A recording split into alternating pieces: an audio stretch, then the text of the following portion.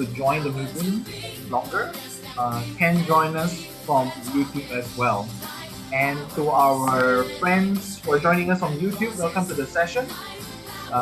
We'll be starting shortly because we have already reached the max capacity of our Zoom meeting today, which is 1,000. So congratulations to all of you for achieving this wonderful achievement in amount of people. Some key reminders again to just kindly change your name according to your state as well, so that you can know where you're coming from. Allow me to also introduce our speaker today. His name is Mr. Chung Chen Yi. He is a Youth 100 member, currently based in Sarawak, and is a VAD commandant in his university in Curtin, if I'm not wrong. And he has joined the movement for at least about 4 years already as a volunteer. So again, last reminder: please change your name and state and song. We also have a very short poll for you to answer, which we will be posting in a short while. Please do give us your feedback, because it's important for us to gauge and assess our performance today as facilitators and also as Chong, could you please post the poll, please? Thank you very much.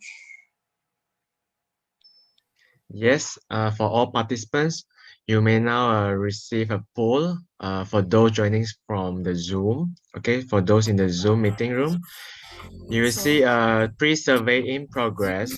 So please give your response. Thank you. Yes, please. Please take the time. We'll set about, there are so many of us, about 3 to 5 minutes for all of you to answer the poll. Please do so quickly as soon as possible so that we can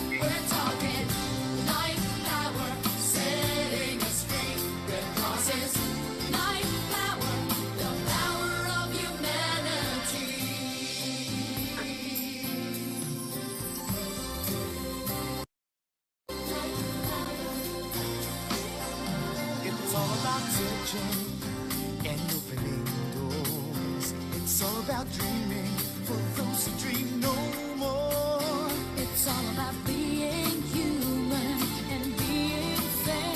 It's all about being human and being fair. We're talking life power, Red Cross power, the power to be the best that we can be.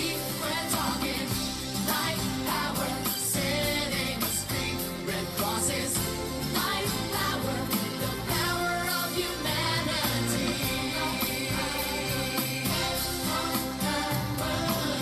There's a little bit of good in everybody. There's a little bit of good in everyone. This is the power of humanity. Okay, already 500, more than 500 of you already responded to the poll. So keep going for those who haven't. Yeah, guys, please, we'd like to have at least 80% people who respond to the poll. To give about another minute or so, minute or two, for all of us here to complete the poll that you're seeing on the screen. Take the time and answer our poll. Thank you very much.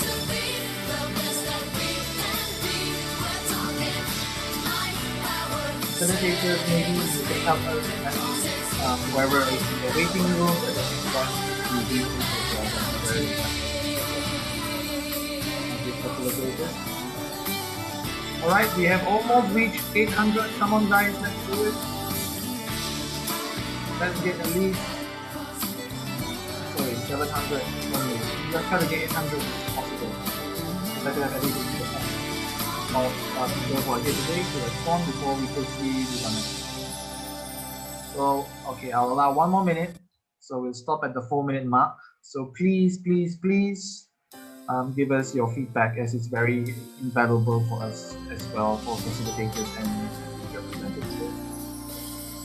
I see a lot of hands raised. I have allowed chat for participants to chat with the host. If there are any specific questions, please type in the chat. If not, please kindly lower your hands, as it should only be used for the appropriate function. So I have about 20 over people who raised their hands. If you don't have questions, please lower your hands. And if you do have questions, please type them in the chat. And our facilitators will be answering your questions as well. Alright. Looks like we are at the home page not and the polling. Okay, we have 78% of you. Roughly 90% of you have responded to the poll. Thank you so much. We will end the poll now. Okay, so many of you say that you have quite a good understanding on our fundamental principles. Okay, no worries. Let us see after today's session, will you get you will be more understand about the fundamental principles. Also, I would like to have a shout out to the participants that joining from YouTube. There are currently about 376 participants on YouTube. So welcome. Yeah, I will just stop. All right. Thank you so much, Sean, for that. Thank you all. Again, it's a wonderful response from all of you on this Saturday as well. I mean, it's not easy to make it on Saturday. I'm so happy. We are so happy to have all of you here to join us today. And we hope that today's session will be very useful and meaningful for you. That you'll be able to take away something meaningful and also of advantage for you as well when you want to record this session live today. So without further ado, allow me to introduce you to Mr. Chung Chen Yi, who will be sharing with us today about our principle in action. So Chen Yi, the floor is yours. Go ahead. Okay, so thank you, Gerald. Okay, so good afternoon, everyone. I'm Chung, and you can call me CCY. And I'm from Sabah, and I'm currently an active member in Miri District, Sarawak State. Okay, so for today, I will be present about our principles in action, which are our 7 fundamental principles. So before I start the presentation, I think you guys know what are the 7 fundamental principles for the movement. So can you please let me know if you know what are the fundamental principles? So if you know, you can type in the chat so that I know what do you know about the fundamental principles. Yeah, you can chat, type in the chat if you know.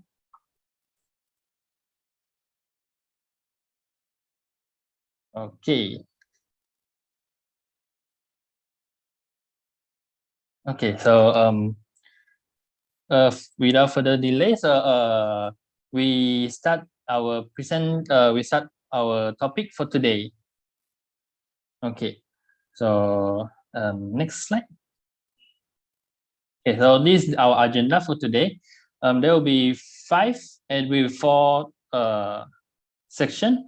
The first will be the prinsip yang menjadi pendoman, and then we'll go into a brief of history of the principle, and then we'll analyze the principle. Then after that, we will have our breakup section. Okay, so next. Okay, so do you guys actually know what is the fundamental principle and why is it important to us? So today, let me tell you why is it important to us.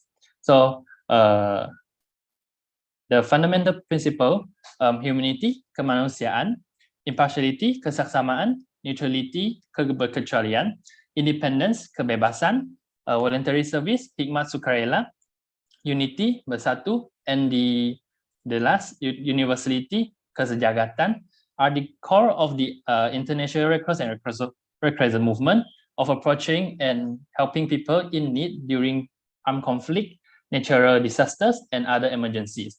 So the fundamental principle unites the components of the movement, which are the International Committees of Red Cross, ICRC, the International Federation of Red Cross and Red Crescent Society, IFRC, and also the National Society. Okay. The fundamental principle enable them to provide effective, unbiased assistance to people in need. So means that in other words, the fundamental principle can be considered as the rules of conduct to the movement's component, which include us as the volunteers and members of the movement, who are required to follow at all times, and states must respect this necessary. Okay. Besides, the fundamental principle are the key to the movement's identity. The humanitarian nature of the movement's work brings consistency to the broad range of activities it undertakes around the world. We must always follow and adhere the fundamental principles. Okay, so the fundamental principle also provide a common bond in the national society, despite the different ways of conducting work, culture, and membership. Okay, so next. Okay. Yeah, so this is what I have mentioned just now, and the fundamental principles are the key of the for our international movement. So next will be the history of on the fundamental principle. So I know that it might be a bit boring because it's history. Okay, so but no worries. I will try to make it as painless as possible by going through it quickly. As the history will still important to us to learn about how the fundamental principles came to be. Okay, so in 1859, during the War of Solferino, Henry Dunant and the locals delivered impartial humanitarian action of volunteers. So there is a word tutti fratelli, means that all are brothers, is what the local people used to say while providing help to the wounded. Okay, so next, as early as 1875. Next. Okay, as early as 1875, Gustave Monnier suggested the Red Cross should observe the following 4 principles. Foresight means that preparation in advance, solidarity, mutual ties between the national societies, centralization, one national society per country, and also mutuality, assistance given wounded regardless of nationality. Okay, so we go to 1921.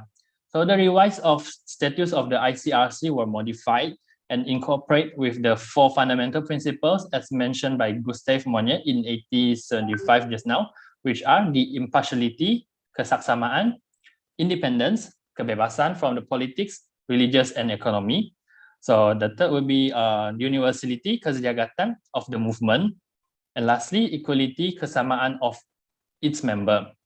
Okay, so in 1955, John Pictet defined and analyzed all the values which guide the work of the movement.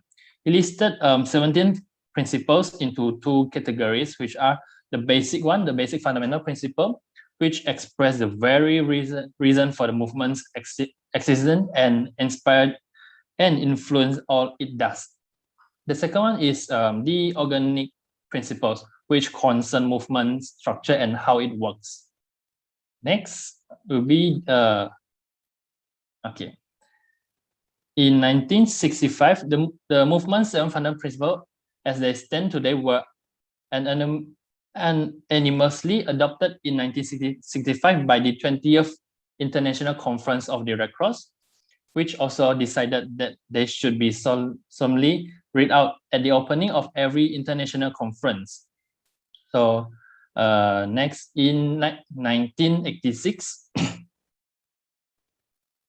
okay, in 1986, the 25th International Conference of the Red Cross, which held in Geneva, reaffirmed that the importance of the principles by including them in the preamble to the movement status. Okay, So in 8th of October 2015, we have celebrated the 50th anniversary of our fundamental principle in action. Okay, so until here, let me ask you a question. Okay, so who can tell me which anniversary our fundamental principle is this year? So yeah, I see 56. Anyone? Yeah, we have already. This is the 56 years that we celebrate our fundamental principles in action. Okay, yeah. So that's all for the history of the fundamental principle. Okay, so all right. Do you know what and why are these 7 fundamental principles of the International Red Cross and Red Crescent movement are so important for us? Okay, let me tell you why. Okay. This is because, next slide. The International Red Cross and Red Crescent movement, born of the desire to bring assistance without discrimination to the wounded in the battlefield, endeavors in its international and national capacity to prevent and alleviate human suffering wherever it may be found. Its purpose is to protect life and health and to ensure respect for the human being. It promotes mutual understanding, friendship, cooperation, and lasting peace amongst all people. Okay, so the seven fundamental principles help us as the volunteers of the movement in gaining access to people affected by the conflict and disaster, and ensuring everyone knows that our mission is solely humanitarian.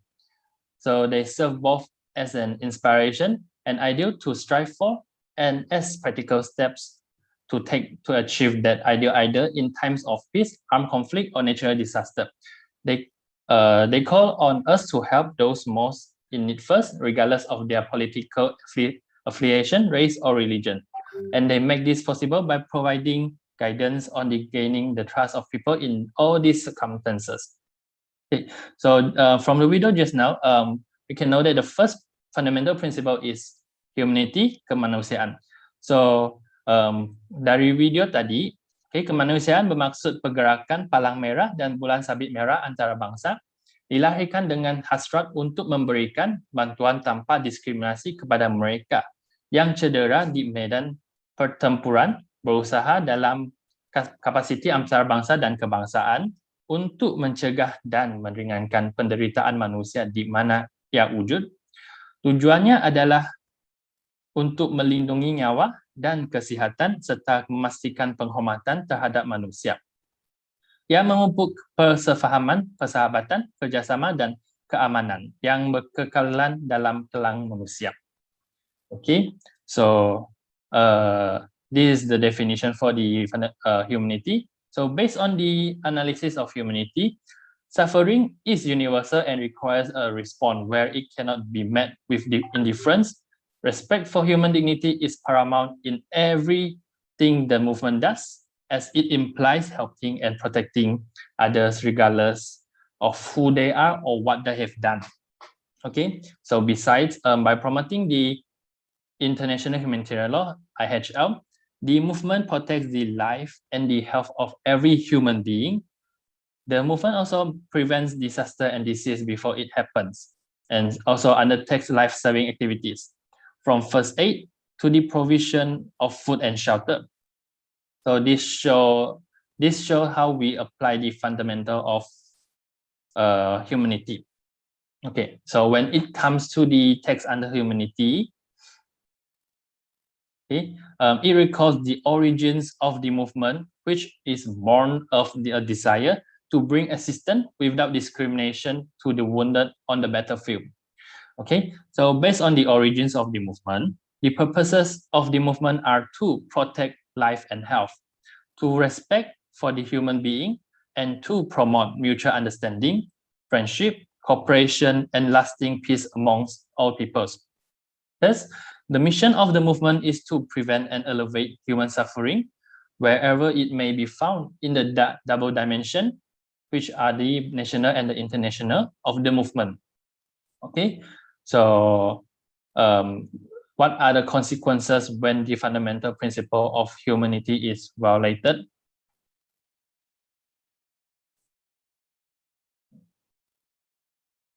Okay, so actually, for humanity, it actually do not have much boundaries and guidelines compared to the other fundamental principle. So we can treat it as the constant reminder for us of what the objective of the movement are, and as we are here to prevent and elevate human suffering. Okay, so this is basically what humanity means, and how we apply the fundamental principle. So the second, before into the video, so the second fundamental principle will be the impartiality, kesaksamaan. So let's watch the video of the definition of impartiality before we go further discussion. It makes no discrimination as to nationality, race, religious beliefs, class, or political opinions. It endeavors to relieve the suffering of individuals, being guided solely by their needs, and to give priority to the most urgent cases of distress. Ya, so dari video tadi itu, definisi bagi kesaksamaan adalah pergerakan kita yang tidak berdiskriminasi berdasarkan kewarganegaraan, kaum, kepercayaan, agama, dariat, atau fahaman politik. Ia berusaha meringankan penderitaan individu dengan pembantukan keperluan semata-mata dan memberikan keutamaan kepada kes-kes kecemasan yang paling mustahak. Okay. So what does it mean? Okay, so it means that we are not discriminating regardless of religious belief, skin color, political convictions, nationality, or the economic situation when providing assistance for those needed. Besides, assistance that we provide must be proportionate and ensure that those in greatest need receive assistance first. Thus, the decision made must be based on needs only and must not be influenced by personal consideration or feelings. Okay, so we go to next slide first. Yes, so there are 3 points: non-discriminating, proportionate, and we provide service based on needs only. Okay, so for further explanation, next. Okay, the fundamental principle of impartiality makes no discrimination, not only to people it assists or protects. Non-discrimination is the refusal to apply distinction of an adverse nature to human beings or treatment given to people simply because they belong to a specific category or in different situations like their age or their gender. Okay, so the criteria which could lead to discrimination are nationality, their race, their religious belief, their class, political opinions, and etc. Okay. So besides, impartiality also means that only priority that can be set in dealing with those who requires help must be based on need only, which means that in the case of everyone needs help or assistance, we must act accordingly in the situation of who needs the assistance the most. Okay, so next, the consequences.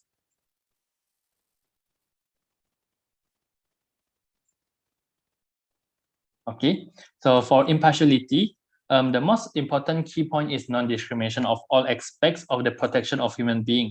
Only an impartial action can be give the image of an organization that can be trusted by people to be assisted or protected. Besides, subjective distinctions must be set aside. So we, as the volunteers of the international RCRC movement and the National Society, must behave and not biased to either a specific group of people or of your friend, or maybe by giving them a better treatment compared to others, which contravenes the principle. Okay, so thus we must always be alert and reflect a correct behavior when acting as the volunteer in the movement. Okay, so the third fundamental principle is neutrality, keberkecualian. So just a gentle reminder, I know that neutrality and impartiality, they may sound similar when it comes to their definition, but then, however, the meanings are entirely different. Okay, so we'll discuss what is neutrality and how it differs from the impartiality. So let's watch the video of neutrality first. In order to continue to enjoy the confidence of all, the movement may not take sides in hostilities or engage at any time in controversies of a political, racial, religious, or ideological nature. Okay. So from the video, dalam video ini, definisi bagi neutrality, keberkecualian adalah untuk menikmati keyakinan orang lain yang berurusan. Pergerakan tidak boleh menyebelahi mana-mana pihak yang bermusuhan atau melibatkan diri pada bila-bila masa dalam sesuatu kontroversi yang bersifat politik, perkauman, agama, atau ideologi. Okay. So what is neutrality? Neutrality means that the movement must not take sides or be regarded as doing so, either in its speech or in its action, at any time or in any place.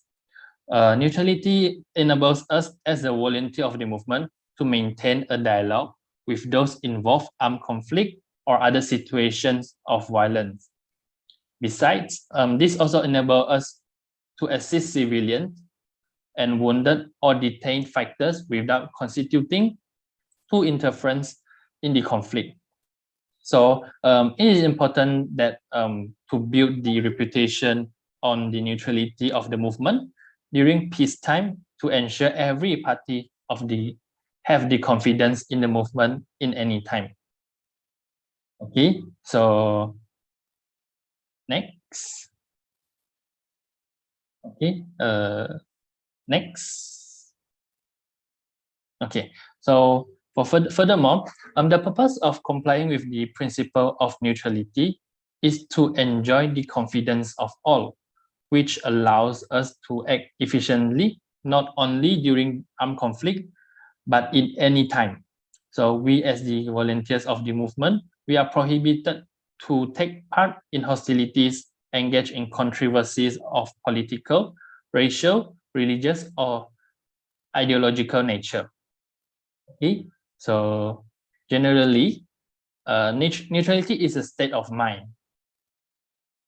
So an attitude which will guide every step taken by the movement.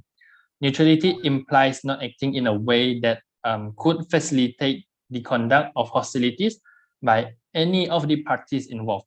So in short, we can say that tak masuk campur in any parties.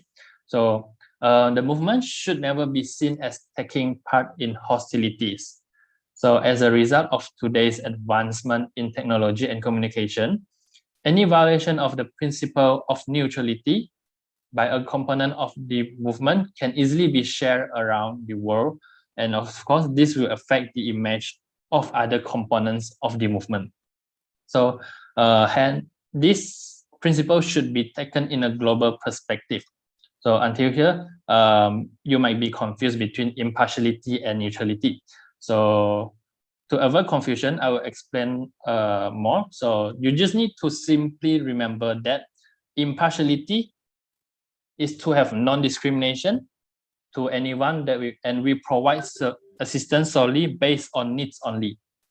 Okay, non-discrimination and based on needs for impartiality, while for neutrality, we do not take any sides and not biased to any party, even to the government of the national society at any time or in any situation.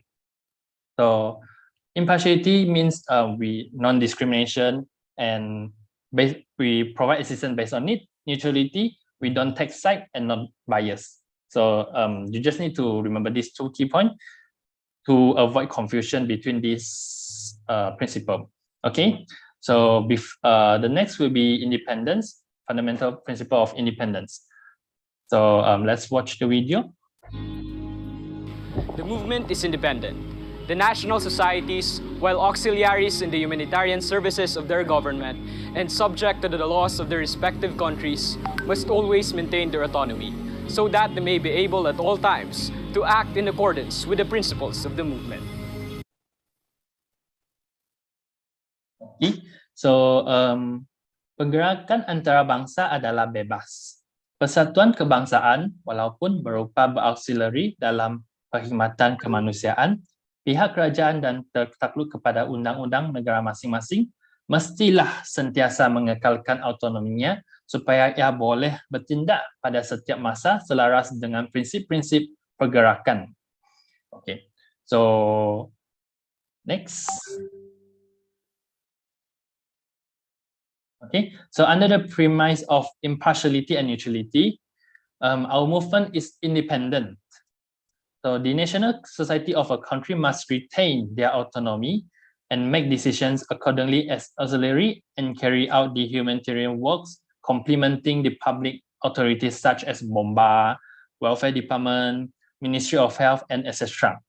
Okay, so we should turn down any request from the government which that will be conflict with our principles, resist any interference or pressure. The principle allows us to conduct independent assessment and to talk freely with people, those who need assistance from us without fear or favor at all times and situations. Okay, so next. The International Red Cross and Red Crescent movement is independent, which sends a strong general statement as a matter of the principle. So the national society must have a balance between humanitarian work that is auxiliary to the public authorities, which submission to the national law, and at the same time, we must maintain and retain their autonomy. Okay, so when it comes to consequences, independence is a key element to the movement. The Red Cross and Red Crescent must resist any interference and pressure from any sides in any time, with the course of action laid down by the requirements of humanity, impartiality, and neutrality. Means that the national society needs the status of independence to act all times in accordance with the principles of the movement. The degree of the autonomy necessary to a national society must be flexible and free to relinquish certain tasks by changing the priorities in accordance with the material and human resources as it disposal. All right. Okay. So that will be the explanation for independence. Okay. So the next will be voluntary service. Hikmat Sukarela. So let's watch the video on what is voluntary service. The voluntary relief movement not prompted in any manner by desire for gain. Ya. So seperti yang dikatakan dalam video itu, Hikmat Sukarela menerangkan bahawa pergerakan antarabangsa merupakan satu pergerakan bantuan sukarela yang tidak didorong oleh sebarang keinginan untuk memperoleh keuntungan. So, next. So, the principle of voluntary service signifies the humanitarian motivations of the volunteers' work within the movement, even without any allowance or pay.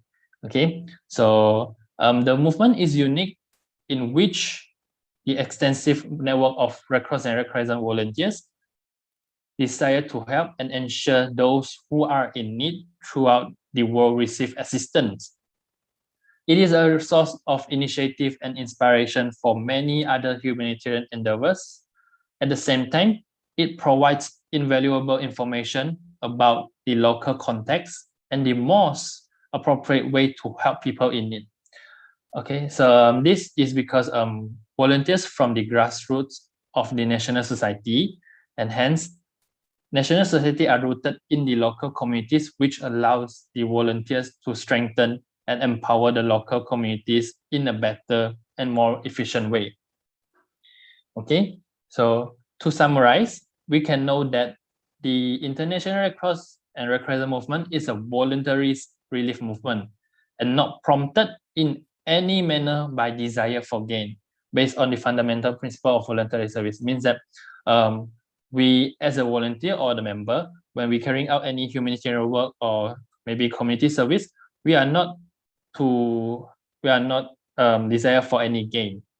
Okay, and undoubtedly, the International Red Cross and Red Crescent Movement is a volunteer-based organization.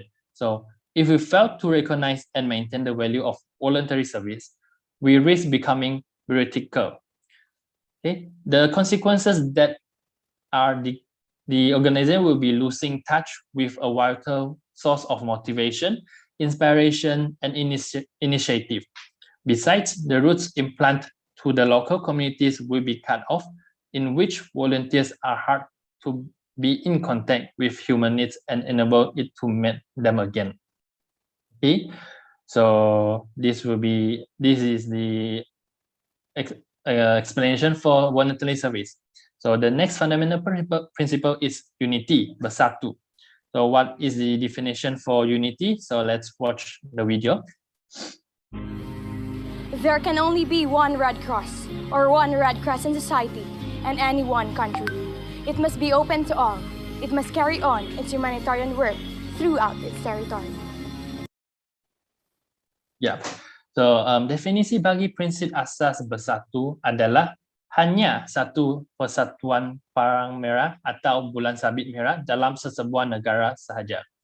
So, persatuan ini mestilah terbuka kepada semua yang mesti menjalankan kerja kemanusiaannya di seluruh wilayahnya. So, okay. So, the principle of unity enables the national society to serve a unifying force in the country and communities, which to promote understanding and peace.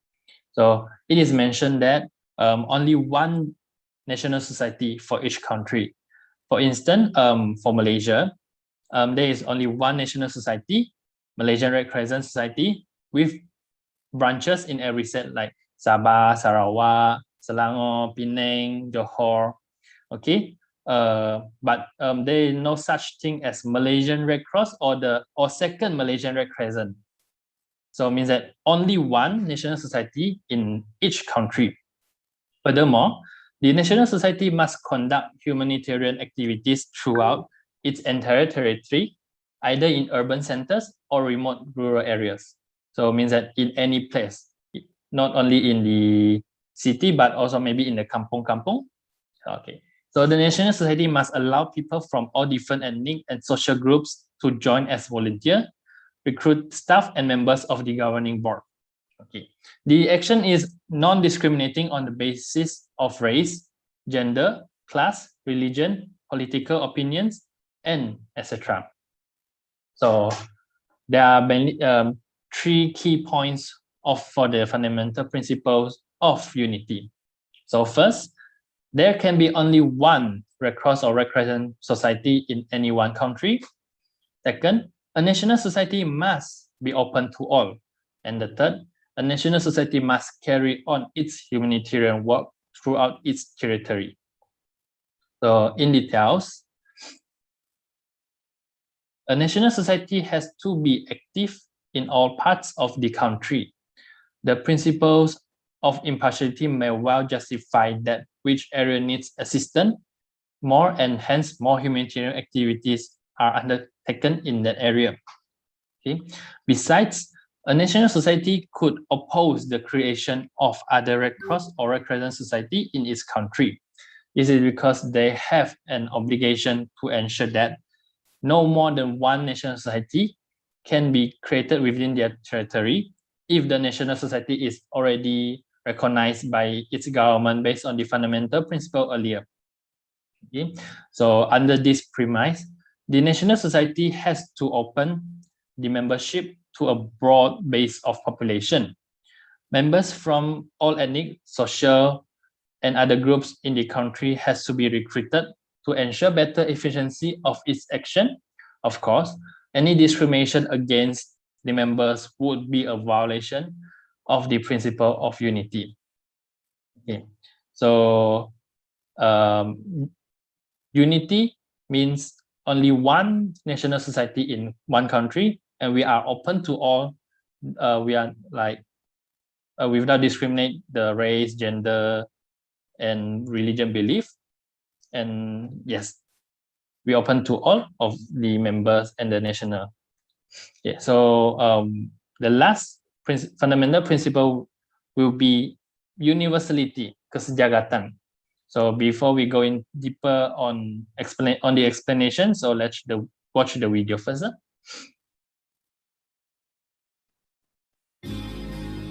The International Red Cross and Red Crescent movement, in which all societies have equal status and share equal responsibilities and duties in helping each other, is worldwide. Yep. So pergerakan Palang Merah dan Bulan Sabit Merah antarabangsa, di mana semua persatuan mempunyai status yang sama serta berkongsi tanggungjawab dan tugas yang sama dalam saling membantu antara satu sama lain, adalah sedunia. Ini adalah definisi bagi prinsipal asas kesejahteraan. So, what is universality? As national society exists in almost every country in the world, fundamental principle of universality allows the national societies have a collective responsibility to assist one another in responding to crisis and support each other's development in a spirit of solidarity and mutual respect. So this means that no matter how big the country is or how small it is, all national societies have equal voting rights when it comes to the movement's governing body. If we fail to adhere to or violate any one of the fundamental principles, it will affect the entire international Red Cross and Red Crescent movement. So thus, the integrity and the public image of the movement depend on adherence by all of us as the volunteers in the movement to the fundamental principle. Okay, so based on what we have analyzed from the fundamental principle of universality, so the key points are: first, the International Red Cross and Red Crescent movement is worldwide. Second, all national society have equal status in the movement. And lastly, all national society share equal responsibility and duties in helping each other whenever needed. This means that when the other country needs help from our national society, we will be providing help to the national societies. Okay, so generally, the objective of the International Red Cross and Red Crescent movement is to become universal, as national society exists in almost every country of the world. This is the strength of the movement in enabling us, the volunteers of the movement, to promote and carry out the humanitarian activities for those who are needed. It will be just a temporary situation for those states which do not have a recognized national society yet, but once the obstacles in the states are overcome, in the International Red Cross and Red Crescent movement will become truly global. So means that in that time, it will show the solidarity between national society, with which the national society would cooperate and help each other whenever needed. With regard to decision making, all national society carry the same vote, irrelevant of their size or wealth. At the Federation's General Assembly, the Council of Delegates, and the International Conference, which held in Geneva. So when it comes to universality, every national society carries the same votes, has the same responsibility, no matter how big or how small or how rich is the country is or the national society is. Okay, so basically these are all the 7 fundamental principles for the International Cross and Red Crescent movement. Okay, so before we end, let me summarize the 7 fundamental principles for you. Okay, so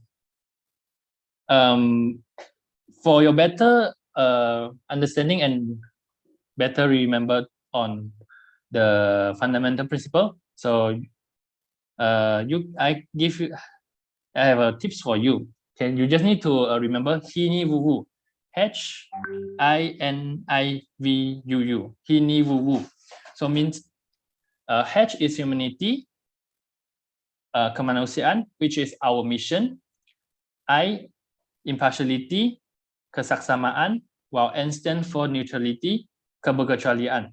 So both impartiality and neutrality guides us on how we function in the International Red Cross and Red Crescent movement. So the second I, independence, kebebasan, while we stand for voluntary service, hikmat sukarela. So these two are our actions to show people that we are an independent organization which provide voluntary service. Okay, so lastly, unity and universality. Unity bersatu, universality kesejahteraan. So both principles of U define our unique position in the world as a humanitarian organization. Okay, so you just need to remember he, ni, vu, so that next time if people ask you what are the 7 fundamental principles of the International Red Cross Red Crescent movement, so you can tell them easily lah. Okay, so hope you guys have a better understanding on the fundamental principle, and if there is any wrong information or I said wrongly, so please apologize lah. Okay, so hope you all have a deeper understanding of the fundamental principle and how is it important to the International Red Cross and Red Crescent movement. Okay, so thank you for your time and patience. So now I pass the floor to Gerald. Thank you very much, Chen Yi. It was a good session, and I hope that our participants were able to absorb, although quite a lot of information, but be able to deeply understand the meaning of it rather than just knowing it at surface level. So let us just wrap up this session a bit more with a few more videos, and then we will share the breakout session later on. So please enjoy the videos.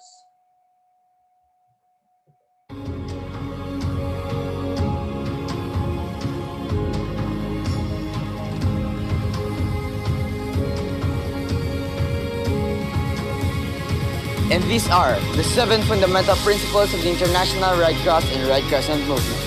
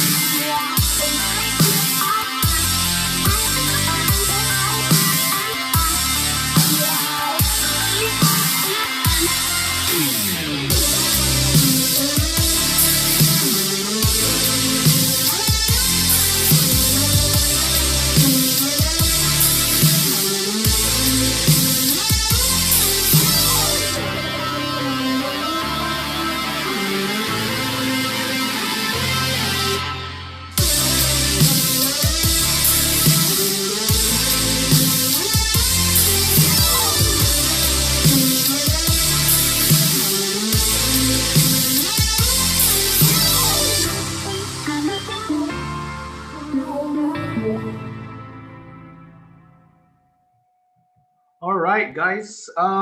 So now is the time to also further deepen your understanding about the fundamental principles through a group work that we'll be introducing. In a very short while, we'll be breaking up all of you into your breakout rooms. So you will receive a notification on your screen. So if you do receive it, please click join the rooms. And in the rooms that you will be guided by a facilitator in each room. And if your facilitator is not yet in the room, kindly remain in the room and be patient as we may experience some technical difficulties in moving the participants and also the facilitators around in the room. I hope that you have taken good notes of the session earlier, because it's important for your point of discussions later in your breakout sessions, and also for your Kahoot quiz later on, whereby there will be very interesting prizes for you to win as well.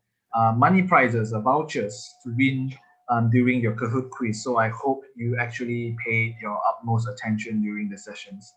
Seperti yang saya cakap tadi, sebentar lagi anda semua akan dipecahkan mengikut kumpulan masing-masing untuk memasuki sesi breakout room nanti. Jadi sila harap bersabarlah dengan kami jika terdapat segala gangguan teknikal. Alright. So Chong, are we ready to break out the participants into their respective rooms? Okay, yep, I have done assigning, but let's see, does the magic works?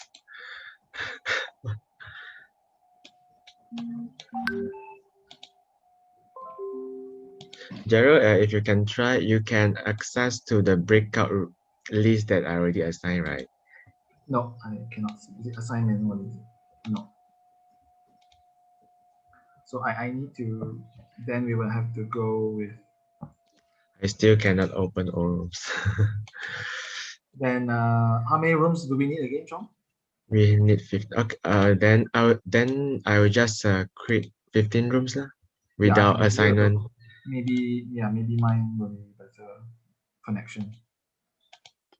So for those who are joining us on YouTube, please stay tuned. We are doing a breakout session now, but you will also have the opportunity to join us in our Kahoot session later on. So ladies and gentlemen, boys and girls, we have already opened the breakout room session. Please choose the rooms equally. We'll try to have we only have 15 rooms, so try not to overwhelm a single room with 100 over participants. Try to equally look at the rooms where you can join and join respectively. And we'll see you back here at about 3:30. So whoever can see the notification now, please join the rooms. Facilitators, please join your designated rooms, and more participants will join you in a short while or will be pushed into your rooms or assigned to your rooms by us as well. So I hope and wish all of you a fruitful breakout session as well. Thank you very much. Again, to all participants, you should have a pop-up window on your Zoom screens now. Please select a room that is empty or has lesser participants so that we can have about equal distribution of participants in each room and to have more fruitful discussions. So kindly move to the rooms right now because now is the breakout room session and we will see you back here at 3:30. So, or 3:40. We will announce in the broadcast message later on as well. So please let us know if you are facing any difficulties. I understand we do have 1,000 participants in the room right now in the plenary session. So please bear with Zoom. Zoom is currently, servers, I guess, are overwhelmed with the number of participants, which is a huge achievement for all of you. But also be patient with the technology that cannot keep up with us as well. We cannot keep up with the power of our humanity as well. So please bear with us and continue to click and try on that button until, do not spoil your computer, of course, but keep on trying and clicking on buttons. And I wish all of you a fruitful session. Chong, maybe we can enable participants, let me see, security, they can unmute themselves and they can chat. So if you have any, if you're having any difficulties, technical difficulties, please chat to us in the chat box. And if not, you can also raise your hand and we will unmute you as well. But do understand that having difficulty to click joining the rooms might be a common thing. And I just urge you to just keep on trying until you get in eventually. I have the facilitators. Yep. Who was it? Ki Chen Lo, is it? Have all the facilitators moved to your rooms?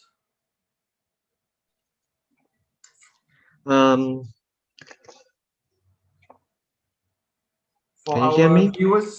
For our viewers on YouTube, please do not go anywhere.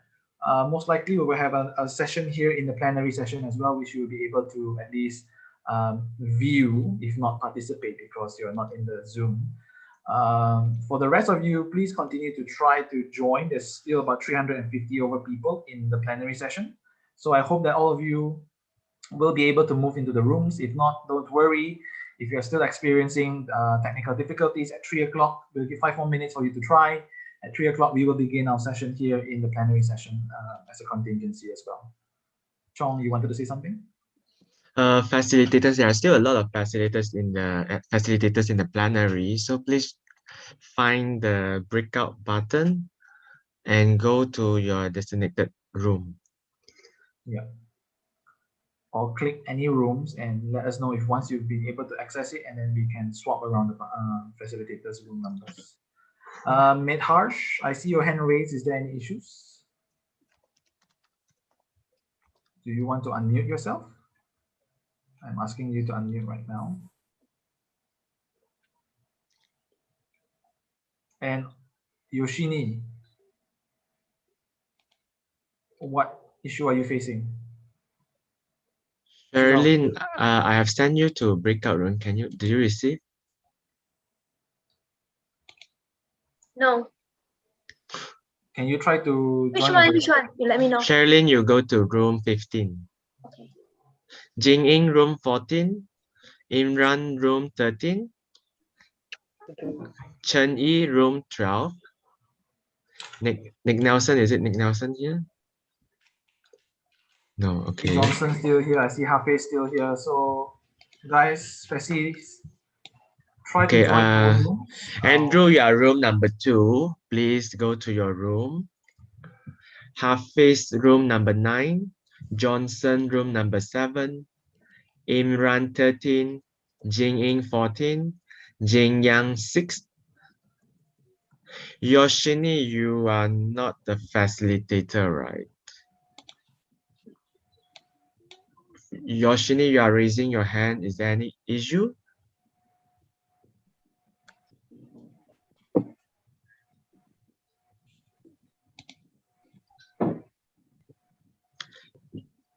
Yoshini, last call. Please rename your name, okay? Please rename. Rename to your state.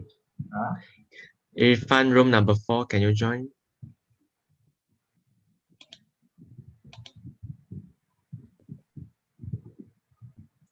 Facilitators also continue to just keep on trying to click on the buttons to join. We will try to move you in. Sherilyn still cannot. Trying. Hafiz is what room? I'll try to move in. Hafiz, 9. 9, I already moved them actually, but Kena tak boleh masuk, tu masuk Imran, what room? 13. 13. I also cannot enter the breakout room. Same. why all the participants can join but not the facilitator? Worst case scenario. Keep trying. Jing-Yang is which room? Klik join kan? Klik join, tekan yes. Yeah, Jing-Yang, 6. 10 kali buat tak masuk. I still cannot.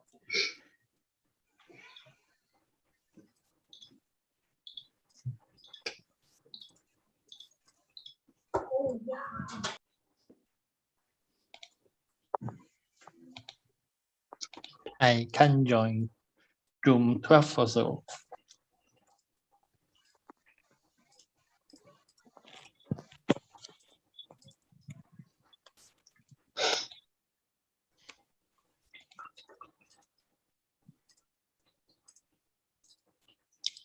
Hey.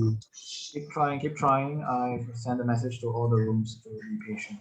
哎好，那个人直接跌到身上摆气哦，怎么回事？怎么回事？1000个人跟 The number is decreasing because they have gone to the breakout room, yeah? Not because of anything, okay? So please join your breakout room, okay? Select a breakout room to join. And all of us will be come back after the breakout session. Still have time, no worry, guys. Facilitators, please continue to try. We join the breakout rooms.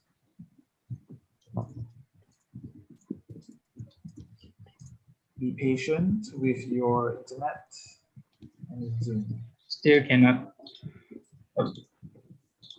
Okay, just Chong, what are the Yes. rooms now still not having any facilitators?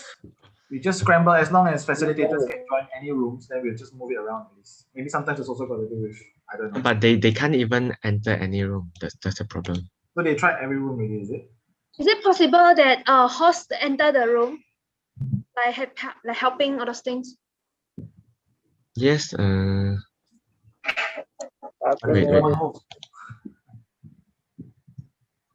I don't think Chong you can join any room also, right?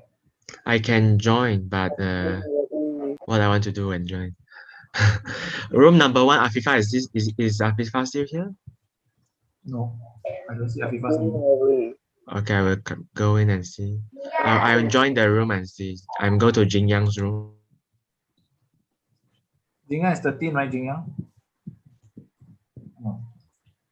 Jin Yang moved already, No, I haven't entered yet. 13, right? 13, right? 6. 6, sorry. Okay.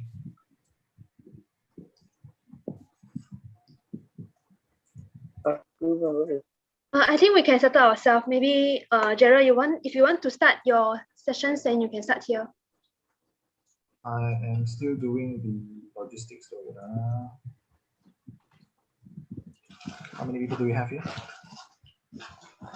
200. I think we can now. But the thing is, a lot of facilitators are not in the room, so that's a concern.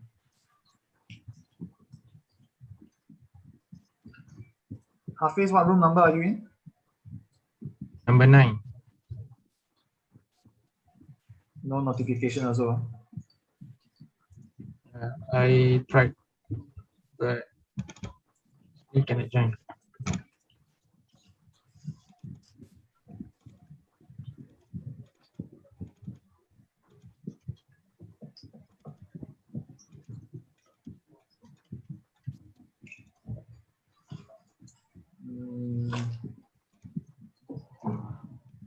Wait a while more. Hold on.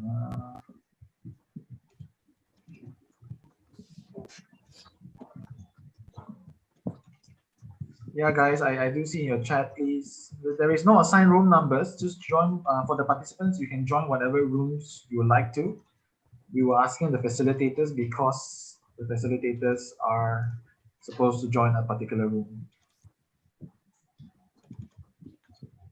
Sean, are you here?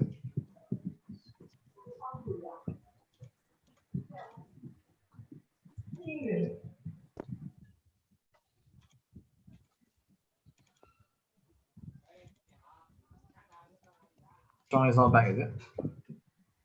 All right, facilitators, continue to try, please join. And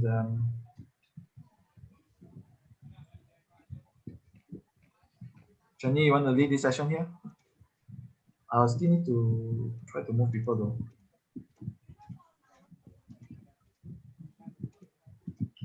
Are you there, Jenny? Yeah. Yeah, maybe you can begin already. I'll continue to try to move people.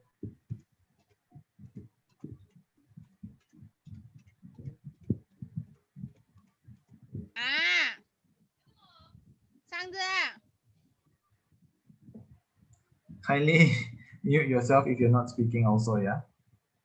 To avoid. So how is it? I thought I was in breakout rooms already. No. Yeah. So how many rooms now don't have facilitators, John? A lot, is it? Room 13. I need to record. 13, tak masuk lagi. Andrew is here now, I see. 13, 15, 14. 14. 9.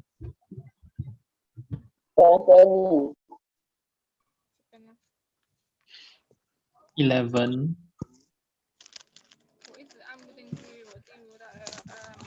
7.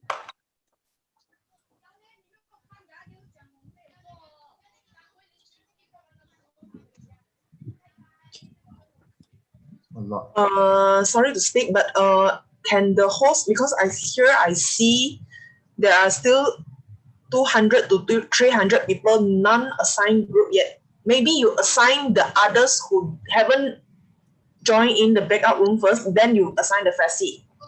Yeah, we are trying actually. Yeah. It's not corresponding already. So usually if we can't move the FASI, we can't even move the participants. Same.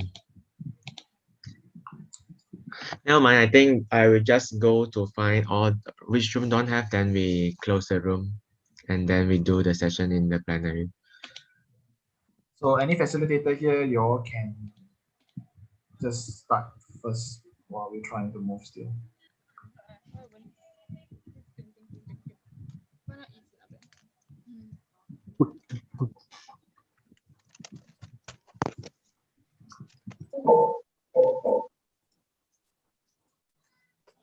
Annie, you're going to conduct the sessions, right? Oh, is Nick Nelson is not here, right? Nick Nelson is not here, is it? Is he here? You mean conduct here? Yeah, conduct it here. So you can share your screen, right?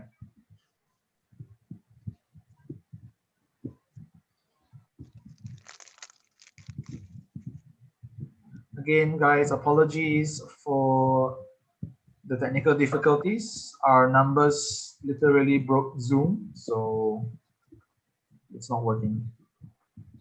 Apologies again. Can you see my screen? Yes, we can see your screen. Go ahead. Yeah.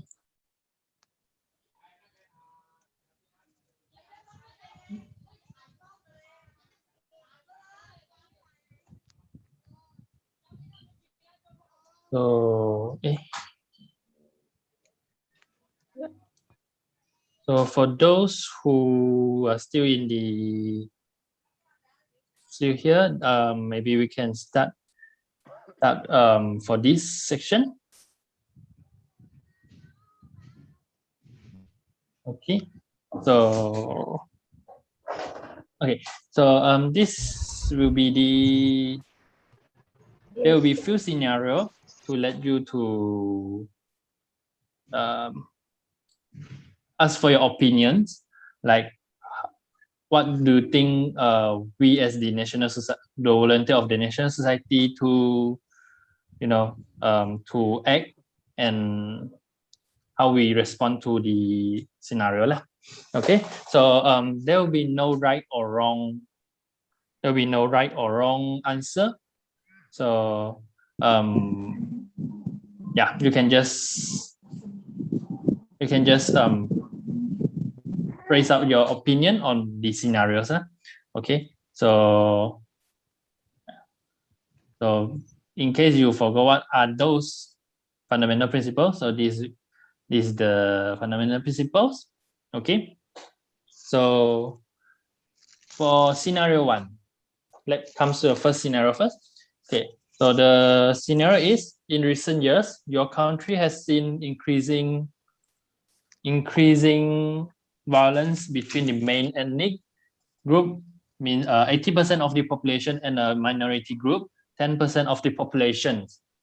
A needs assessment shows that the minority group badly requires humanitarian assistance, while the majority's needs are mostly covered by public out.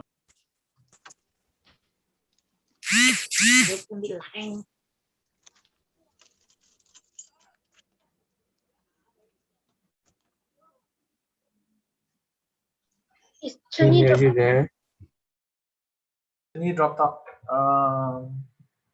Hafiz, boleh buat? Yeah, sure. I'll share my screen. Just continue where he left off. Yeah.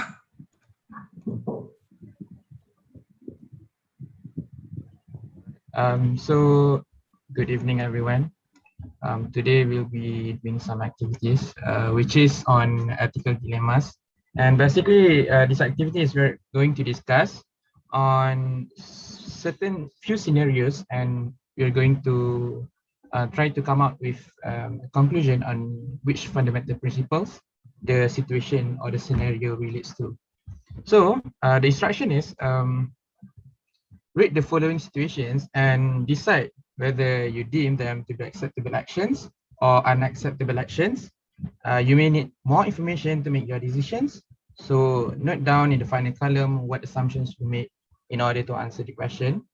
Participants are encouraged to base their reflection on your own experience and drawing on real life dilemma that you may face and on good practices you have developed in order to illustrate the discussion. So moving on to the first scenario of this session, which is the scenario is a respected NGO, the non-government organization, asks you to sign a petition for the promotion of human rights in your country, in particular condemning torture in general terms. In Malay, ada sebuah NGO ataupun organisasi yang tidak berkepentingan, dia minta anda untuk tanda tangan satu petition untuk mempromosikan hak asasi manusia di negara anda. Dalam percirian untuk condemn terhadap penyiksaan in general terms secara umum. Jadi adakah perbuatan ini diterima? Is the actions acceptable or not acceptable? And if it is acceptable or the other way around, you can give your reasonings. So anyone wants to unmute yourself and give your opinions or thoughts on this scenario?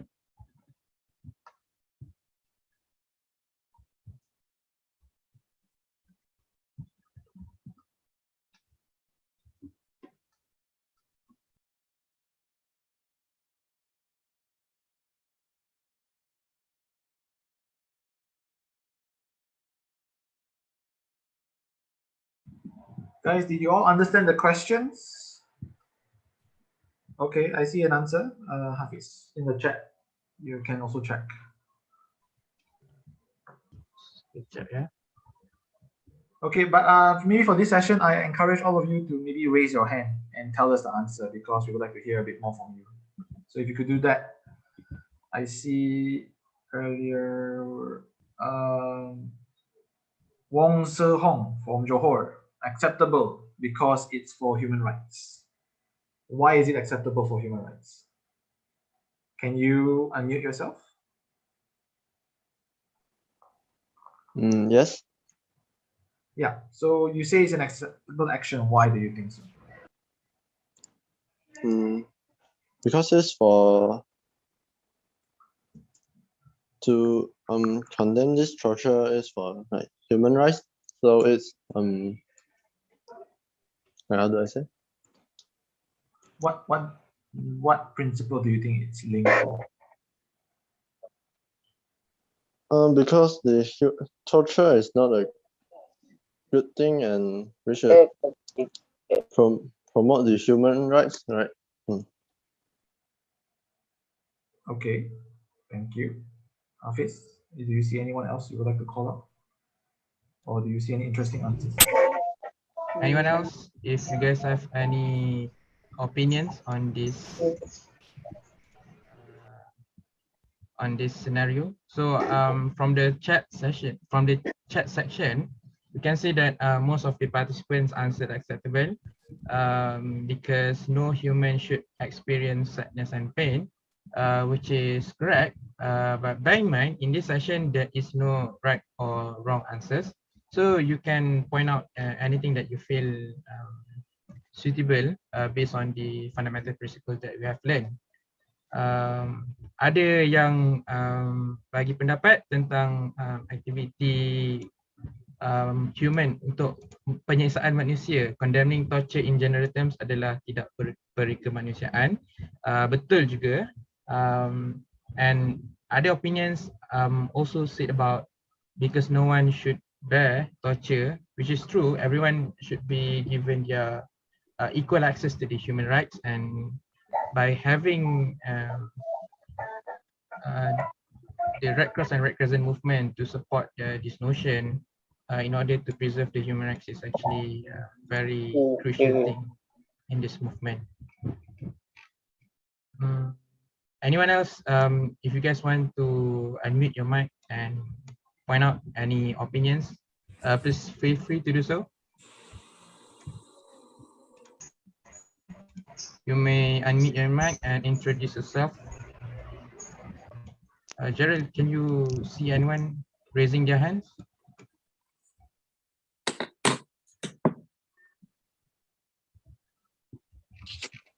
No, I don't see it at the moment. But in the chat, there are a few things you can try to see. So some Kartina Rao said it's acceptable because humanity is the main concept, as everyone has to be treated equally. Okay, that's good to hear. What else? Do you think any and Deshayan from Pahang mentioned because every life matters because and therefore nobody deserves to be tortured, so you would sign the petition?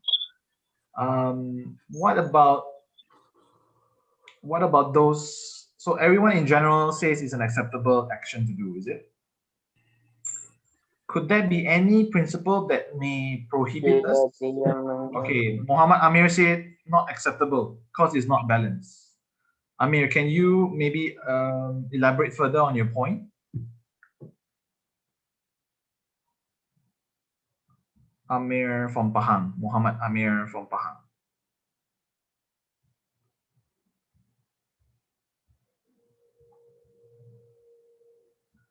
Or could there be any principle that would prohibit us from doing this action, saying that this action is unacceptable? What do you think? Yes, you can talk in Malay. Sorry, Anda boleh bertutur dalam bahasa, kami akan faham, jangan risau. Jadi Amir, Muhammad Amir dari Pahang, jika boleh kamu boleh unmute. Hello. Ya. Suara. Saya tak boleh terima sebab kalau semua manusia nak benda yang sama, kita tak dapat imbangkan kita punya tu. Contoh macam kita senario pencuri. Kalau dia buat salah, kita kena bagi hukuman. Lebih kurang gitulah maksud saya. Betul. Tapi dalam situasi ini mereka bercakap pasal penderaan. Oh, sorry. Bukan pasal jangan risau sebab dia bahasa Inggeris, mungkin anda tidak faham. So kami faham mungkin ada salah faham sedikit. Jadi kalau konteks itu, adakah kamu kalau tentang konteks penderaan, adakah kamu masih akan menandatangani petition tersebut ataupun tidak?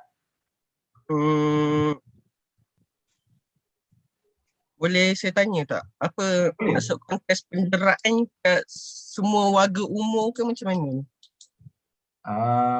Penderaan dalam konteks ini, dalam konteks general tak kisahlah, dalam tahanan polis ke, dalam tahanan kerajaan ke, mana-mana lah, di mana penderaan boleh berlaku.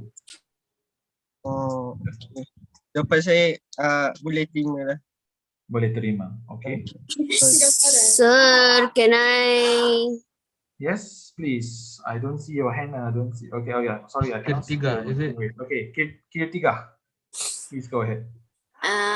I will say this is acceptable because in maybe for contoh is our country. Our country, we have a lot of case of penderaan, like mendera children's, right? Also, yes. Also in the context, yeah. Okay. If we sign for give a petition on that, is acceptable because we also have a feeling that we are not on that situation, but another person is in that situation, feeling that, like in school, when somebody tortures us, we shout back. Just give them an answer back. Just like that, in this situation, we must give an answer back. If anybody torture anybody, like penderaan lah. Okay. Yeah. Thank you very much, Kritika. It's a very good point you raised. I see also in the chat here from Gideon Sia from Kuala Lumpur. Acceptable because he's given a very good long explanation. So let me read it out. Because this, in accordance with the first principle of humanity, that we should support the alleviation of human suffering, which is very true. Although it might be in violation of the third principle, neutrality. So it's a very good analysis you have, Gideon. It is my opinion that it does not constitute, as I believe this NGO is not affiliated with any political ideology or religious beliefs that may violate the neutrality principle. Again, this respected NGO, we do not know what is the context, right? And maybe this respected NGO who approach us is respected and, is not part of any religious or political kind of movement. But we also need to consider, should we also consider who else is signing this petition as well? If there is any groups that might be very right-wing or left-wing or any radical groups, causing harm to community and disruption, do we as an organization or as an individual also want to associate ourselves with those organizations? We may be guilty by association if we sign the same petition as those other organizations. So that in that case also, we need to really see whether that kind of action is something that is controversial as well. It also depends on the topic of torture in our country, in Malaysia or in any other country that the National Society is working in. If it's something that is controversial, then it's very important that we uphold the principle of neutrality and do not say anything, because we do not want to be seen as taking sides or on who is right and who is wrong. We do not care whether who is right and who is wrong. We simply want to be trusted by all parties as well. So that's a very good analysis given by Gideon. So congratulations. I think you were able to capture the point there. Can I speak Malay? Okay, I also try to speak in Malay. Gerald, we have one participant from Sarawak, Miss Chairman Yong. She wants to share yes, her opinions on this. Yeah, please unmute yourself. Charmaine? Chairman Yong from Sarawak. Hi, can you hear me? Yes, we can hear you. Go ahead. Yes. Okay, I think that is acceptable because human rights are very important, as we all need to be treated equally in terms of gender, race, or age, related to the fundamental principles of humanity and neutrality. As torture or abuse are quite often occurring in our country currently, human rights are strongly recommended, especially many cases of child abusers happening nowadays because they are not mature and of course of their age. So we must raise up awareness to everyone for our human rights. Thank you. Yep, and it ties very close to which principle which we hold dearly. Charmaine. Pardon? So, and it links to which principle that we can take this action, because it's linked to which principle that we can take this action. Can you tell us again? The humanity and neutrality, because we cannot be biased to any certain race, age, or anything. Yeah, and also just to highlight, also it's tied a lot to humanity. Why? Because our role is also to promote cooperation, lasting peace, alleviate human suffering, as Gideon also mentioned, to protect life, right? So that's also because of those, the definition and the mandate that is written in the principle of humanity. That's why it is an acceptable action in this case. But again, as I said, it can also be an unacceptable action depending on the context of the country, whether is it a very controversial topic of human rights, countries that maybe, for example, other countries in the world that may not be so open to this kind of discussions. So there might be something controversial, and there might be something that is not acceptable for the National Society to do because it's a controversial issue. So I think all of you have managed to give a very good explanation. That again, there is no right or wrong. It really depends on the context, as usual. All ethical questions, semua soalan berkaitan dengan etika, tiada 100% betul atau salah. Dia bergantung pada konteks dan dia berada dalam satu spektrum di mana dia boleh diterima ataupun tidak. So I hand it over back to you, Hafiz, and maybe you can move on to the next session so that we can discuss more. All right, thank you, Charmaine from Sarawak and Jaren for articulately discussing the scenarios and what fundamental principles it relates to. Let's move on to our next scenario, which is scenario number 2. Scenario number 2. So, in recent years, your country has seen increasing violence between the main ethnic group. Sorry, Hafiz. Maybe you can just straight away translate because then the English people can read the English text already. Alright, sure.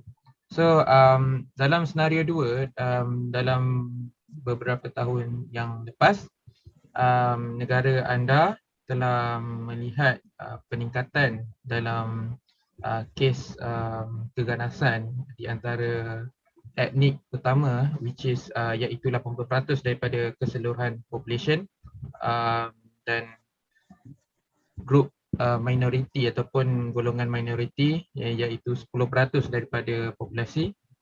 Jadi sebuah kajian ataupun assessment menunjukkan bahawa kumpulan minoriti ini telah mendapat bantuan kemanusiaan yang sangat sedikit, yang sangat teruk, di mana kumpulan majoriti daripada populasi memerlukan keperluan mereka hampir keseluruhannya ditanggung ataupun dibiayai lah oleh golongan authority ataupun public authority, which is kerajaan.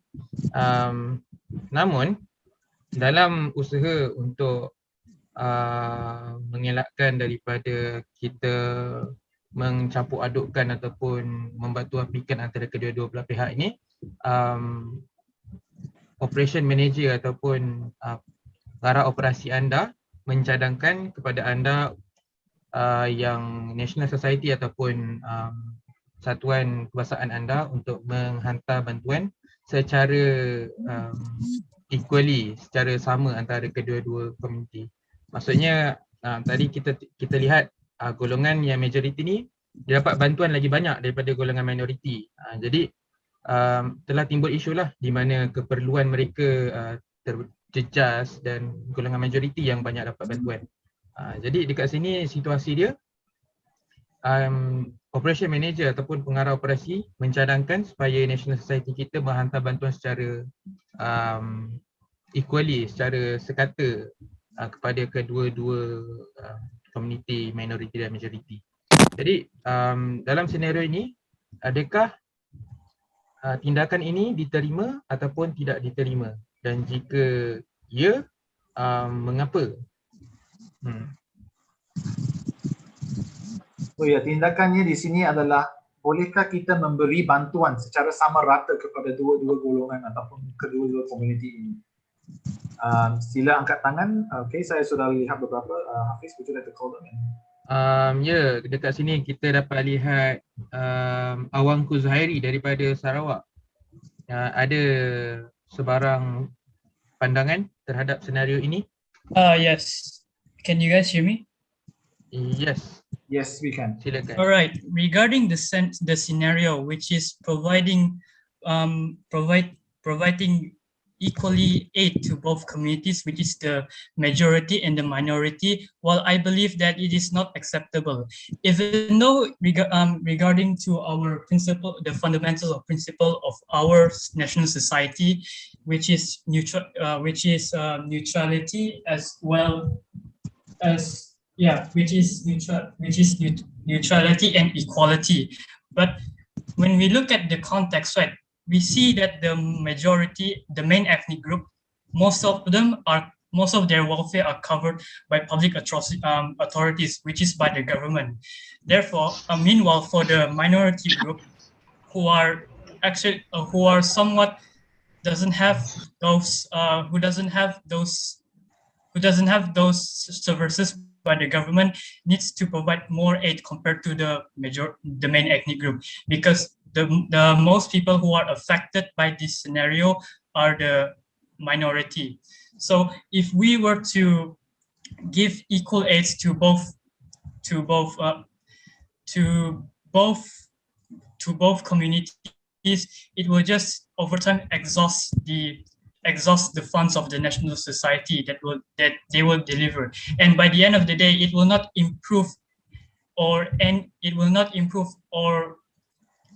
it will not do any good towards both groups, especially the one who are affected in this situation, which is the minority group. Great. Thank you very much. I think our job is done.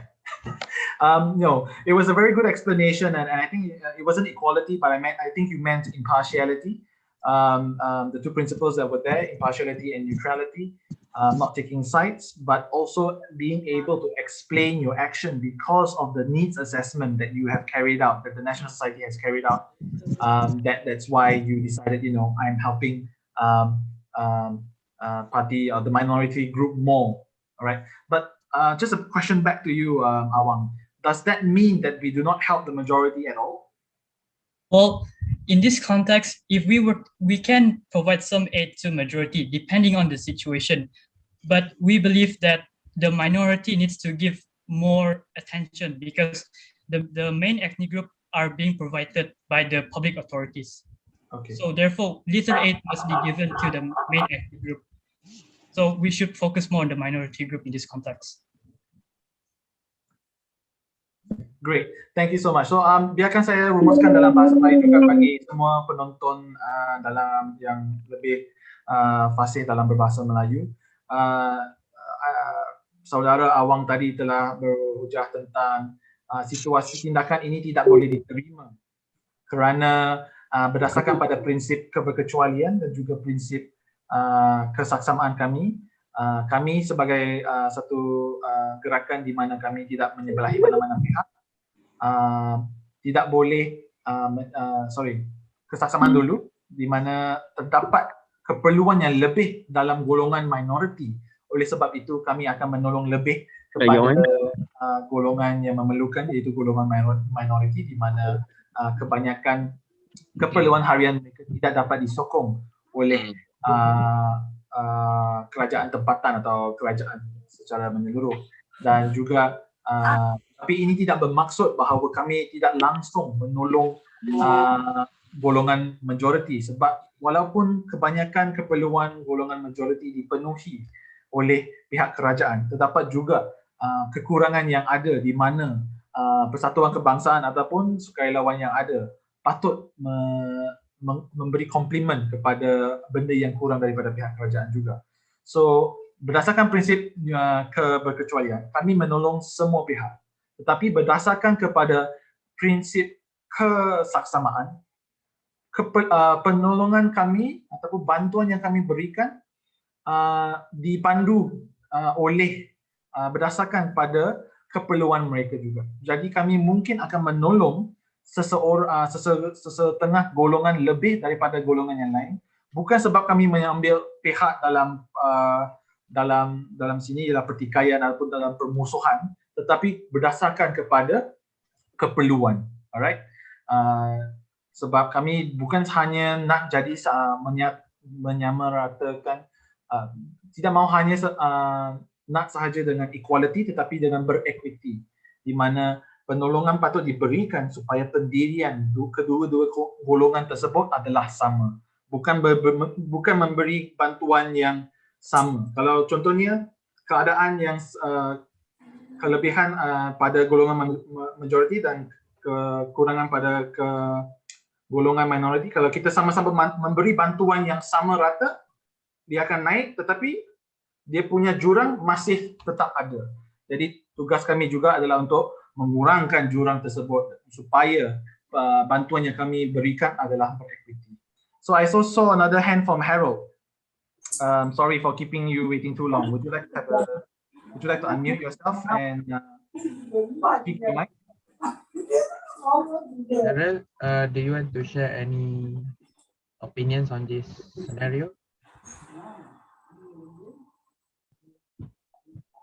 I think he's not here. But Gerald, since our time is quite tight, let's move on to the next scenario, shall we? Yes, we shall. We can drag it a bit later. So yeah, 3:40. Okay. Jadi untuk senario ketiga, dia punya situasi dia adalah dalam satu sidang media, the leader of National Society, which is ketua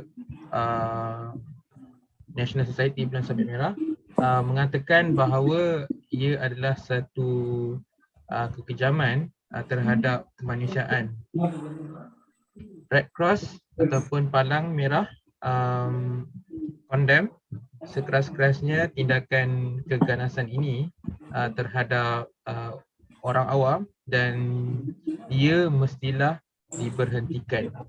Jadi dia punya senario dekat sini, ketua ataupun pemimpin National Society dalam statement yang dikatakan ketika sidang media, dia punya keywords dia ataupun perkataan dia adalah dia condemn keganasan ini dan tindakan ini perlu diberhentikan. Jadi daripada situasi ni ataupun senario ni dengan dia punya sentence ataupun statement tu, adakah statement ini diterima ataupun tidak diterima, dan jika diterima, apakah reasoning ataupun sebabnya? Jadi ada mana-mana peserta yang nak kongsikan pendapat tentang senario ini? Anyone of you wants to share your opinions on this? K3 again, is it? Ya, kita ada Miss K3. Miss K3, are you here? You want to share your opinions? Please feel free.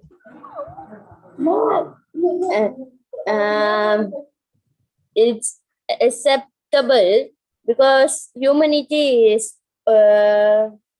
all towards for everyone in this world, can say.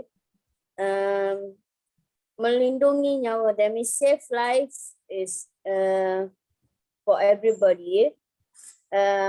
Like ambulance, like us, Red Cross, we save lives, right?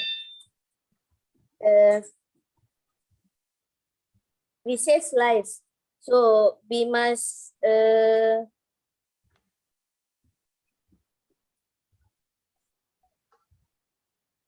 we must say this crime against civilians must be stopped. Yeah.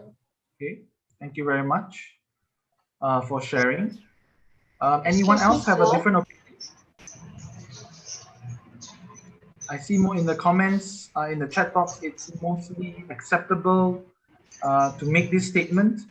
Narratory is acceptable as it touches the, so Amir Razak said it's acceptable as it touches the humanity principle, so the respect for and the protection of the individual can be ensured, crimes against civilians also.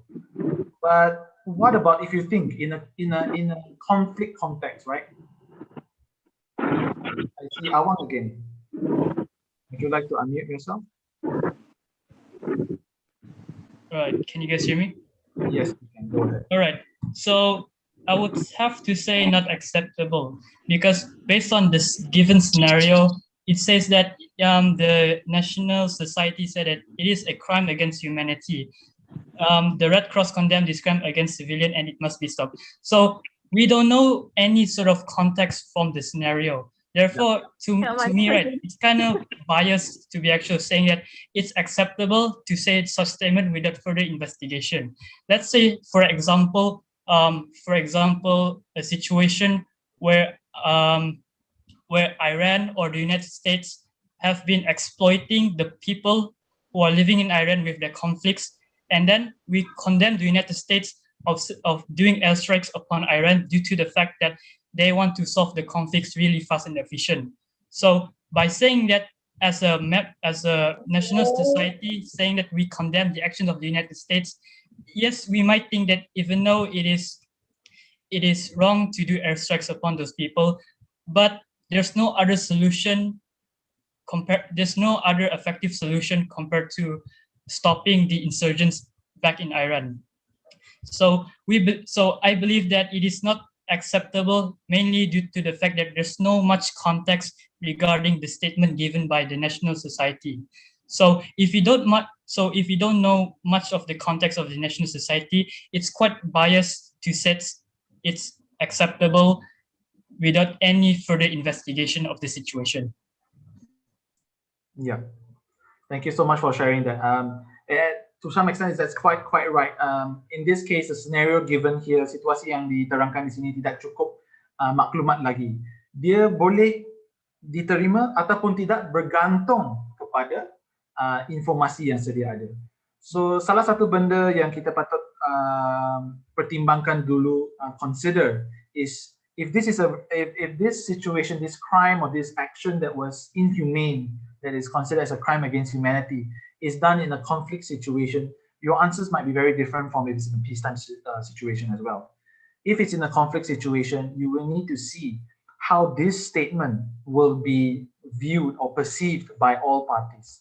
Let's say we have party A and party B, okay? We try to be neutral in this and do not try to name names, right? Party A and party B are fighting, and let's say party A is doing something very wrong.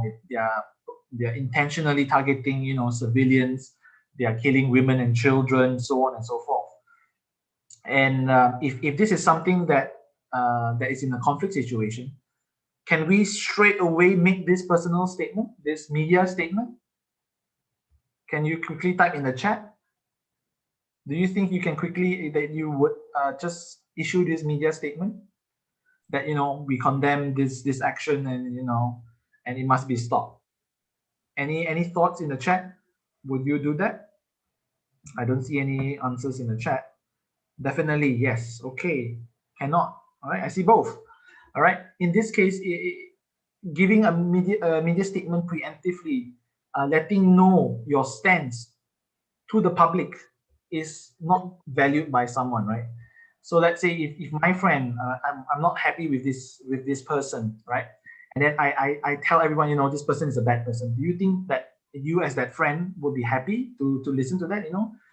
This person, Gerald, is just sharing bad news, or terrible news about myself without actually first coming to me and discuss. So this is the case of a conflict situation as well, party A and party B. If we just straight away come up with a statement, a strong statement, and say, party A is doing everything wrong, they are killing women and children and not, that may place the volunteers and staff working in an area at risk, which means party A may no longer respect the national society. Why? Because it is viewed as taking sides. Although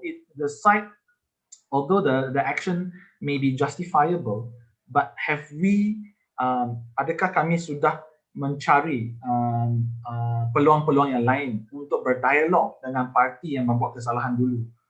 So that's what the ICRC and the Red Cross and Red Crescent is very neutral and known for, because it's not that we keep torture or any bad doings silent. We try to have dialogue with them first, try to reason with that party. Contohnya kumpulan pengganas ini membuat satu benda yang buruk. We don't say, kita tidak setuju dan kita menentang, we are against this movement. Not directly straight away. We will try to have dialogue with these people, because why? We want to have trust with them. We want to let them know that whatever they tell us or whatever they share with us is not widely shared to the public straight away, right? But then also there is also a risk. I mean, there's also another side where, if let's say this party A, is intentionally targeting civilians, intentionally targeting, volunteers of the Red Cross or Red Crescent, or even targeting the staff of the Red Cross and Red Crescent, wouldn't you, as a volunteer or staff, want your national society to say something, to condemn these people? This happens a lot also in the Middle East, where, Red Cross and Red Crescent staff has been kidnapped or even killed, right? So do you think the Red Cross national societies, the IFRC or the ICRC, will just sit still? We will try, of course, to negotiate with those parties, but if everything fails, there are steps for us to make such a media statement, right? We try to dialogue with them first. If it doesn't work, we try to escalate it, and then ultimately, if it's still very terrible and nobody is responding, then we be public and apply, public pressure, international pressure towards this party or individual, because those party individuals are also supported by their own group of people. Country A might be supplying weapons to this party.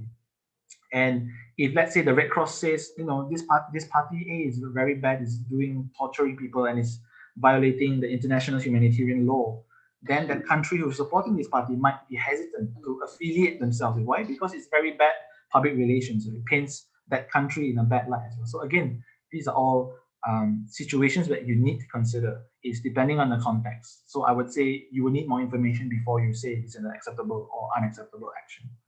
So, and this is mainly again based upon the principle of neutrality, right? It needs to link back to the principle of neutrality and also humanity. So again, we have to weigh the needs of the principles before we make an action as well.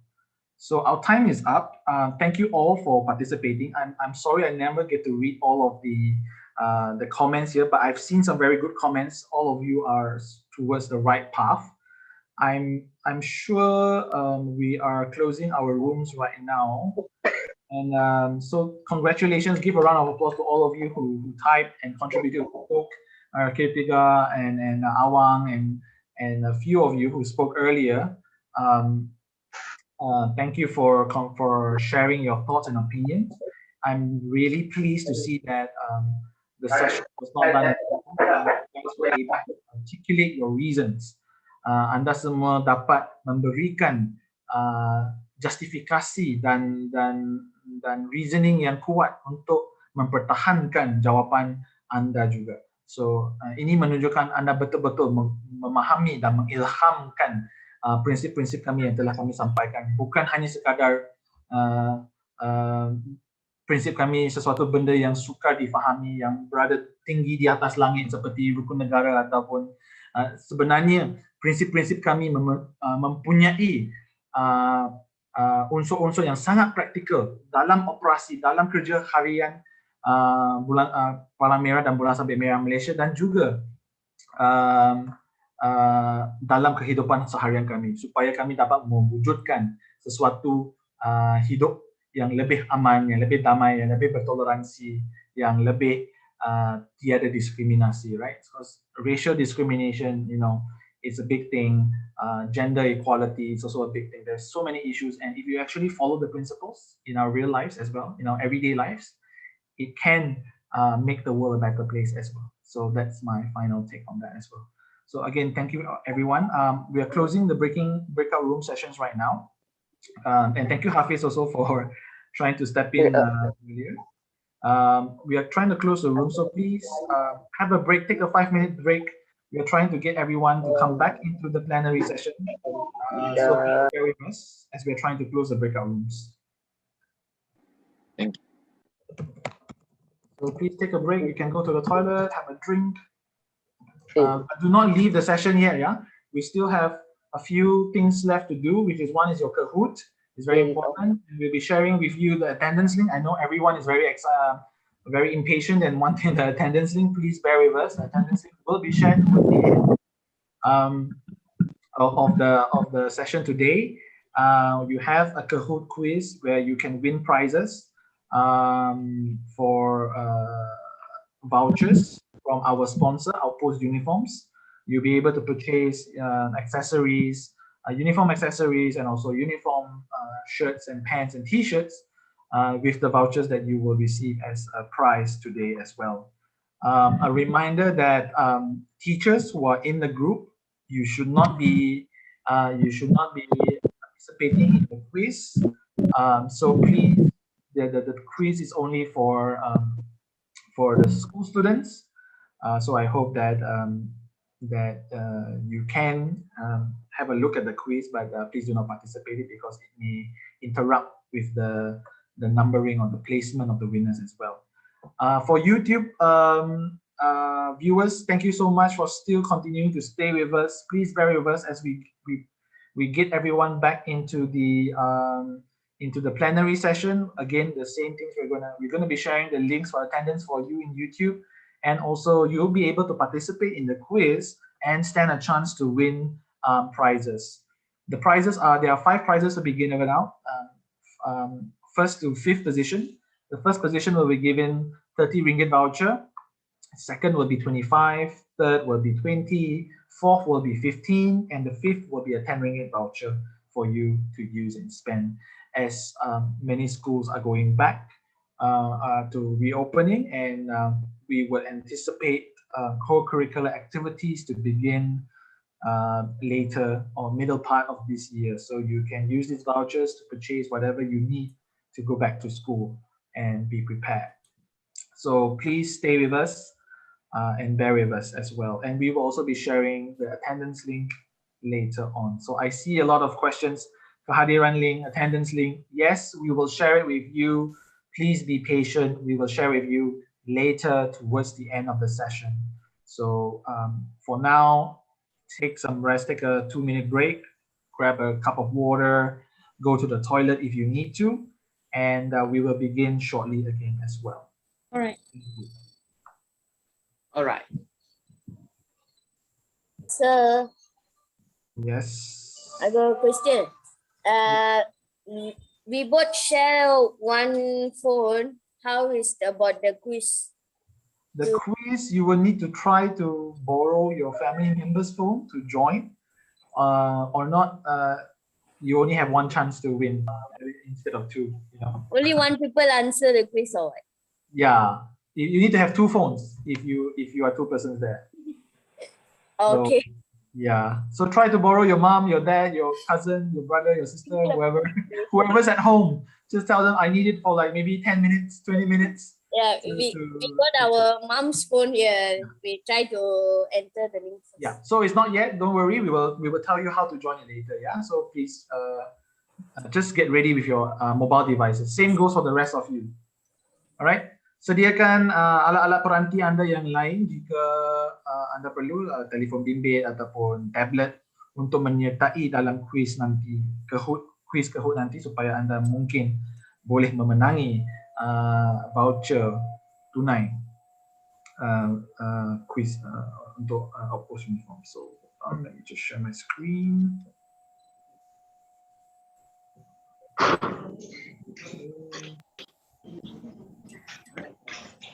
So welcome back to the rest of you.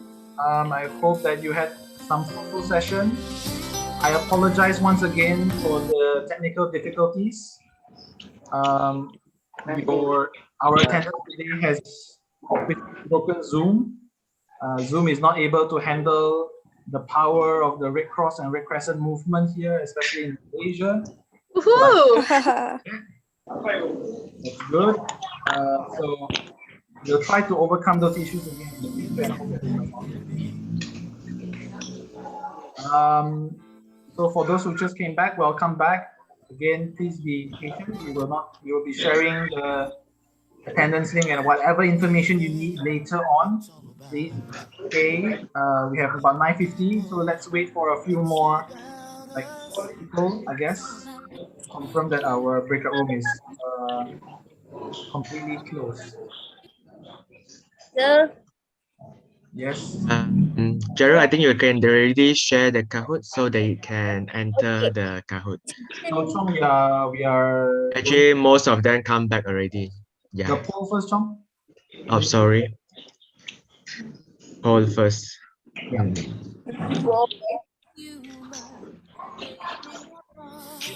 So guys, in a short while you will see a pop-up window on the Zoom.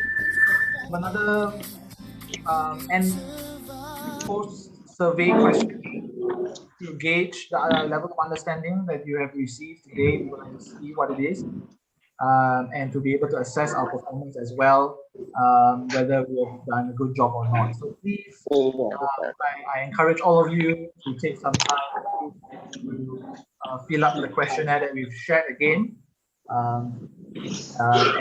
and we really appreciate your comments as well. Thank you very much. Please do that. Sudah habis. Sudah habis. Belum habis lagi. Yes. Okay. Please be patient. We have not finished yet. Maybe we can mute everyone. Sorry. Maybe we can mute everyone. Yeah.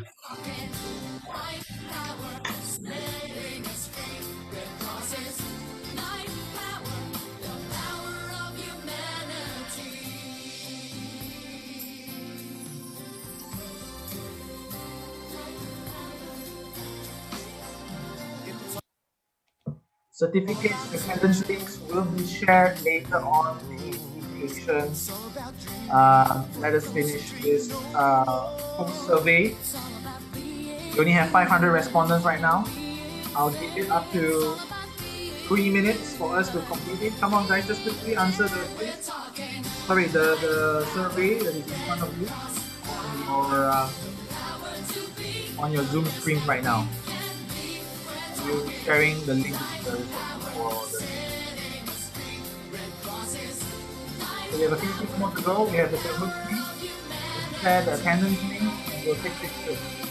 So I'm telling you early now, whoever is not properly dressed or well dressed in your Red Cross Represent gear, please do so, because we'll be taking pictures after the quiz. Right? And Alright. answer the survey in front of you. Yep. Now 70% of you already respond to the post survey.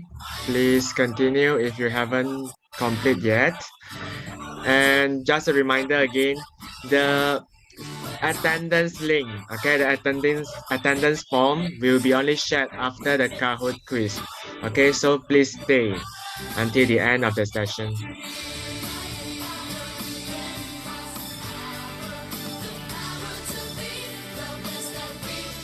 Right, 20 more seconds, guys. Come on. Please submit your survey for us. That is really, really helpful. Those are the point of motivation for us. I think we can already share the Kahoot because it takes time for them to enter also. While waiting for them to finishing the poll, yeah, you can already share. Okay, ready with your device? If you are ready with your device, you can even already enter kahoot.it and we will share you the game pin soon. Okay.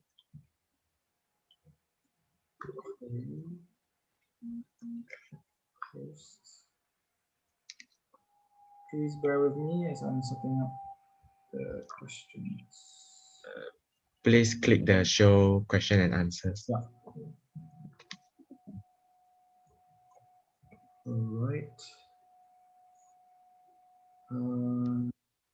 Share. Can you confirm you're seeing? Yes, yes. Is there sound? Yes. Too soft, too loud? It's okay, it's okay. You can So proceed. guys, please put your proper name at least, because we need to identify the winner along with the email. So please do not give something very unidentifiable as well, because we need to verify the participants, winners as well. Again, as a reminder, teachers, please do not participate because this is meant for the students, and we appreciate your enthusiasm and understanding. But let's give the opportunity to the students to be able to participate in that. So rakan-rakan semua, saudara-saudari, sila sediakan alat peranti anda dan layarilah kahoot.it, kahoot.it, dan masukkan game pin yang tertera dalam skrin sekarang, iaitu 5643422. Chong, I think you can also already end the polling. Thank you so much. We have 797, which is about 83% of respondents, almost 800 now. So thank you so much for giving your response. It's very, very encouraging to see. So I am ending the poll. Yeah. I see that now the agree percentage is much higher for each of the principles. And it's very good comparison to the previous as well. So thank you very much for lending us your ears, the time and your ears to us. So we'll begin the quiz sharp at 4 p.m. because we're already behind time. So do bear with us. I apologize for the delay because of the technical difficulties.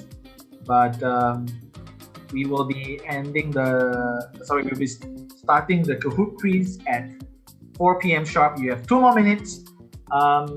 Participants in the viewers in YouTube, please, you are free to join us as well. Jump on to kahoot.it, key in the game pin 5643422, and we will begin sharp at 4 p.m. You have 1 more minute, guys. 1 more minute. Quickly join and answer the questions. Remember again, we'll be testing your knowledge on whatever we have shared earlier, so please pay attention to the questions You will need to be quick, but also accurate at the same time. So don't jump the gun too early. All right, we have 780. Maybe get 1,000? I don't know. Will we break Kahoot? Let's see. Don't break it. No, don't Please don't break wish it. everything. Please. Yeah, please. Yeah, please. We are a humanitarian organization, yeah? Not a destroying organization. All right, it's 4 p.m. I'm going to count down from 5 seconds. I'll give you 5 extra seconds, and then we will begin the quiz. All right, so 5, 4, 3, 2, and 1. Let's start. 900. Wow. Almost broke it. Thank God. All right, are you ready? We have 20 questions in store for you. So the question is, which fundamental principles can be recognized by the actions of Henry Dunant and the local women during the Battle of Solferino? Alright, prinsip asas manakah yang boleh dapat dikenal pasti dengan tindakan oleh Henry Dunant dan penduduk tempatan semasa pertempuran Solferino? Adakah dia yang betul? Alright. Okay, so again, guys, if you recall our previous session last month, we talked about the Battle of Solferino and the story about it. So in that story, there is voluntary service. Why? Because of the villagers who gave their time freely and without expecting any return. Compassionate people in Solferino showed humanity, and of course, they were impartial. They didn't care. They were neutral and impartial. They didn't care which side you were fighting on. They help you based upon their needs. So who is our first leading reader? Nardia. All right, congratulations. Let's see the next question. All right, who is credited with having drafted the fundamental principles as we know them today? Henry Dunant, Gustave Moynier, Jean Pictet, and Henry Dufault. Who is it? Let's see. What are your answers? 1, 0. Many people answered Henry Dunant. I know, as Chen Yi mentioned, right? History, no one was paying attention. The answer was Jean Pictet, all right? He was the Red Cross jurist or the Red Cross experienced lawmaker who came up with these 7 fundamental principles as we know them today. So who's leading it now? Clement, congratulations. Let's see, third question. Which international laws make specific reference to the fundamental principles? This was not really discussed widely, but should be quite intuitive, the answers. Somehow you can relate it. Yes. And also, if you attended the previous session as well, the last month, we did talk a bit about it. So answer what you know. Principles and rules in disasters. Unfortunately, no, it's written in the Geneva Conventions and the additional protocols. The Geneva Conventions are international humanitarian law and is the law of war. Clement is still leading. Good. Let's see, will he last through the next question.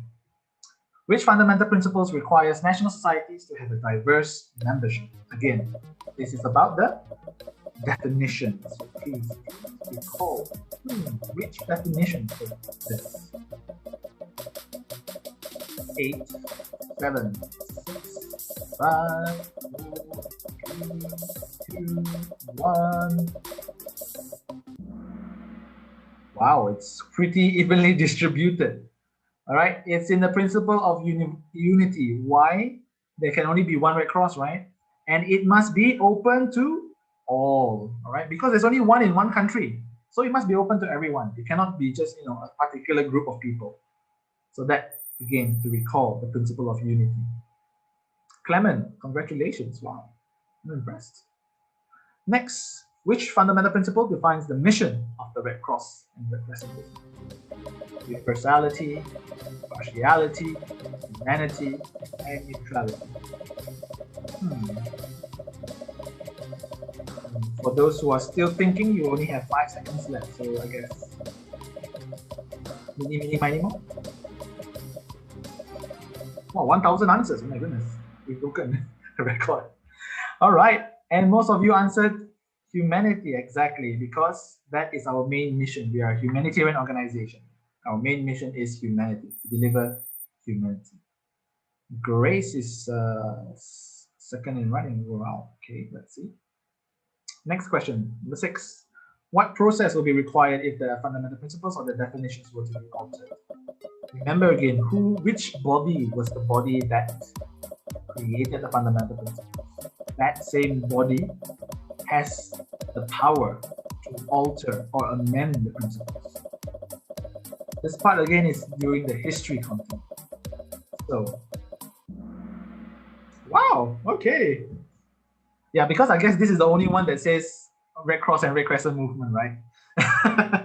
And I think it's quite a clear answer. Well, to be honest, there are also 2 other organizations, decision-making bodies here, the Council of Delegates and the IFRC General Assembly. Both are also part of decision-making bodies in the Red Cross. So congratulations for those who guessed correctly.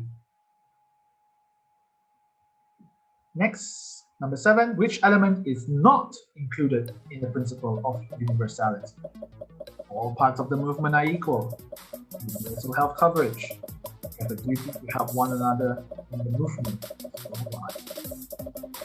5 seconds left, guys. Lock in your answers. Go big or go home. Wow. Again, the emphasis is not. The role of universality is not to introduce universal health coverage, all right? But the other 3 are the components of the universality. Wow, Clement, you're really sealing your position, yeah? Impressive also. I'm impressed. Yeah. Clement is one of our past winners. Really? Wow. She He's leads He's again. gonna sweep everything. Yeah, it is. Which would you regard as the key phrase in our definition of neutrality in the movement? Okay, this is a bit challenging, a bit tricky, because it's about the analysis. If you really listen to what Chen Yi was saying, you should be able to take the answers to be able to answer it well. 1 second, come on, just pick one.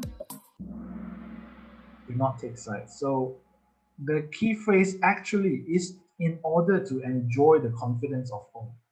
Because to be able to be a trusted organization is the utmost importance. And to be trusted, we must not take sides and do not engage in controversies. And that's where we are able to enjoy the confidence of all. And that is why also the movement is universal. We are in countries that people may not think of as well. We're almost in every country in the world. And that's because why we enjoy the confidence of everyone throughout the world. Everybody knows the Red Cross and Red Crescent movement is about hope.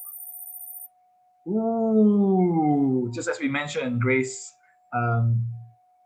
deposed the long-standing winner. So let's see if that will be able to stay. Don't worry, we're not even halfway there yet, guys. It's question number 9 now. What are the elements of the principles of independence for the movement? NS are national societies, GPT is governments, and FP is fundamental principles. What's your answer? 5 seconds left. Yes. So all of it are the components or the elements of the principle of independence, right? If you recall, all these 3 are mentioned. Ooh, Grace Lim and Clement. Now it's just how fast you click the correct answer, but don't click the wrong answer. Which of the following characteristics are not mentioned in the definition of impartiality? Race, political opinions, gender, and religious beliefs. Pretty close call, I would say.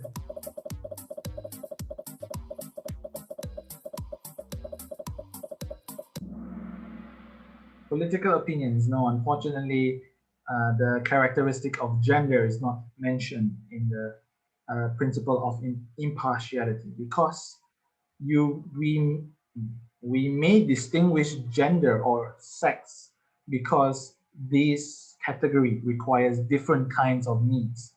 For example, if we provide a hygiene kit to a male and a female, right? Females will require more or different kind of items, such as sanitary pads, things that will help them maintain their menstrual hygiene. So in that case, that is sort of a form of positive discrimination, right? A positive distinguishment between the sex over there. So in this case, gender is not part of impartiality. Wow, Grace is on fire. All right, let's see. It's only halfway there. Don't worry, Clement. You still have a chance.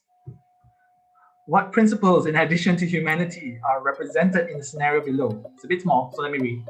In the aftermath of the disaster, among volunteers, there were many inspiring examples of extraordinary efforts to ensure that assistance was provided on the basis of need. Keywords are there. Can you spot which principles apply? Impartiality and voluntary service, right? Because needs and volunteers movement there. Ooh, it's close call. No worries. Grace, you still have chance. What is the main purpose of the 7 fundamental principles? Is it to encourage a collaborative culture among people who engage in volunteer work, instill important values in those involved in the movement, serve as a guide for action, common identity and purpose, to make sure that those involved in the movement are trained to work together? Serve as a guide for action and as the movement's common identity and purpose. This was mentioned in the beginning under the subtopic prinsip yang menjadi pedoman, or the guiding principles. Oh, indeed. Grace deposed the first place. Winner. So what principle is being considered or not? A local Red Cross branch is recruiting new volunteers to encourage more diverse applications. The branch will pay all volunteers during the first 3 months of service. What is it being considered here or not?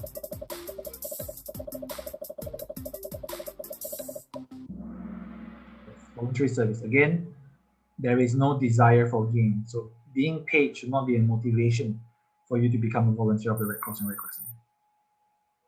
All right, well, have Liu Heng to become the 5th place now. On the 8th of October 2015, the fundamental principles celebrated an important anniversary. How old are they? How old are them on the 8th? Yeah? How old are them on the 8th?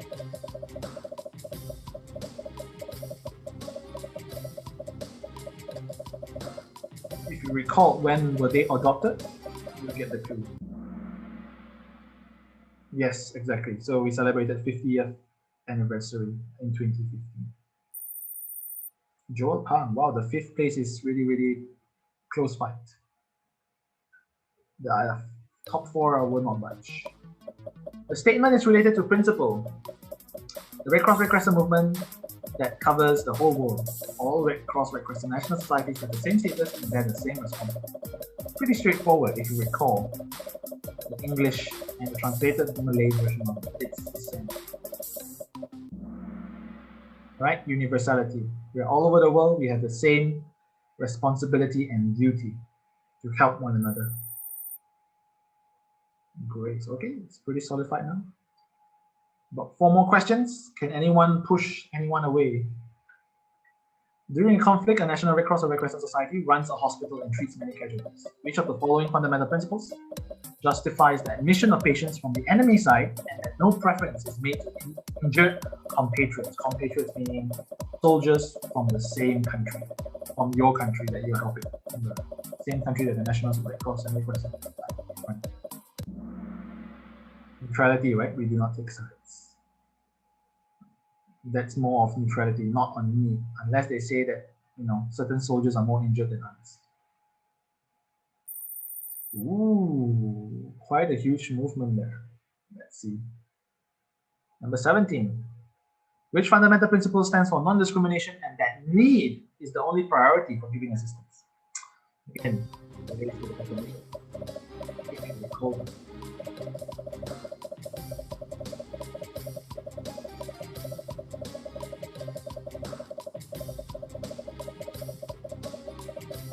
5 seconds left.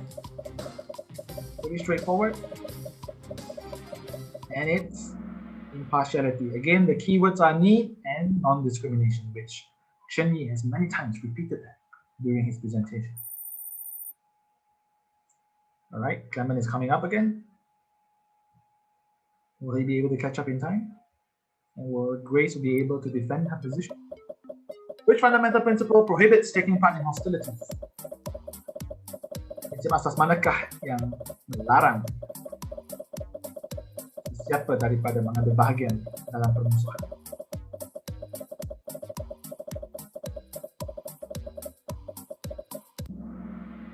Neutrality, right? Keberkecualian. You cannot engage and cannot take sides and cannot engage in any controversies and cannot take sides. Pretty solidified position. Second last question, guys. So final push. Which fundamental principle prescribes that a national society must be open to all to become a member or vote? Similar. It's a free question here.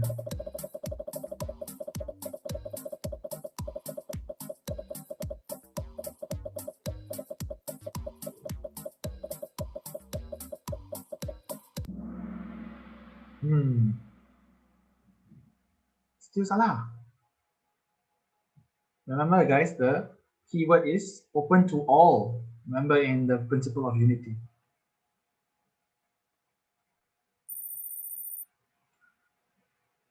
All right, Grace, Clement.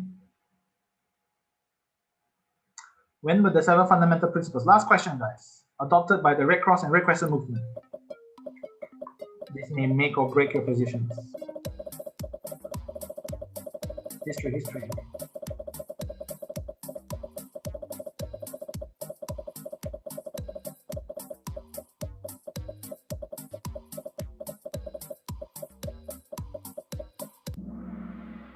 Wow, very good. Most of you recall your history. So it's in 1965.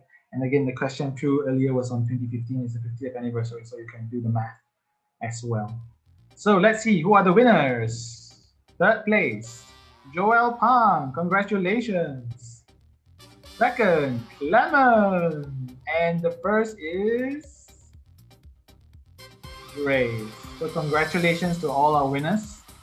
Chong will need a screenshot and we'll be reaching out to you. And you also will need to reach out to us to confirm your identity because we don't have any ways to confirm your identity here. And we will also like to get your feedback. So please give us your feedback now.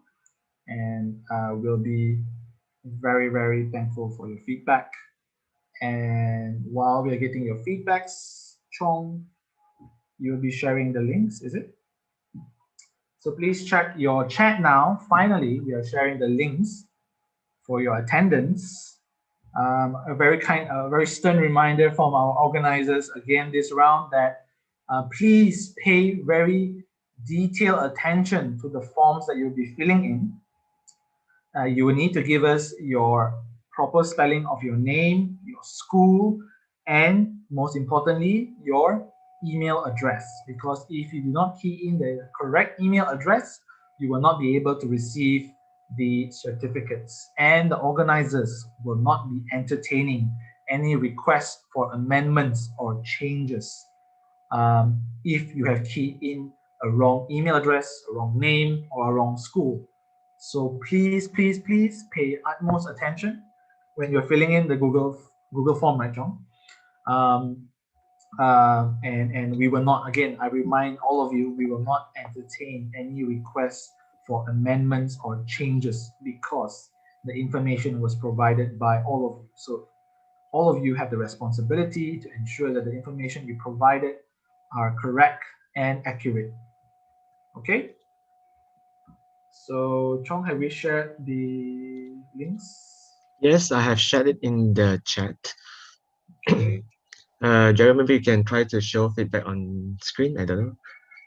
This one, is it? No, at the bottom toggle. No, I cannot see because my Zoom thing is everywhere.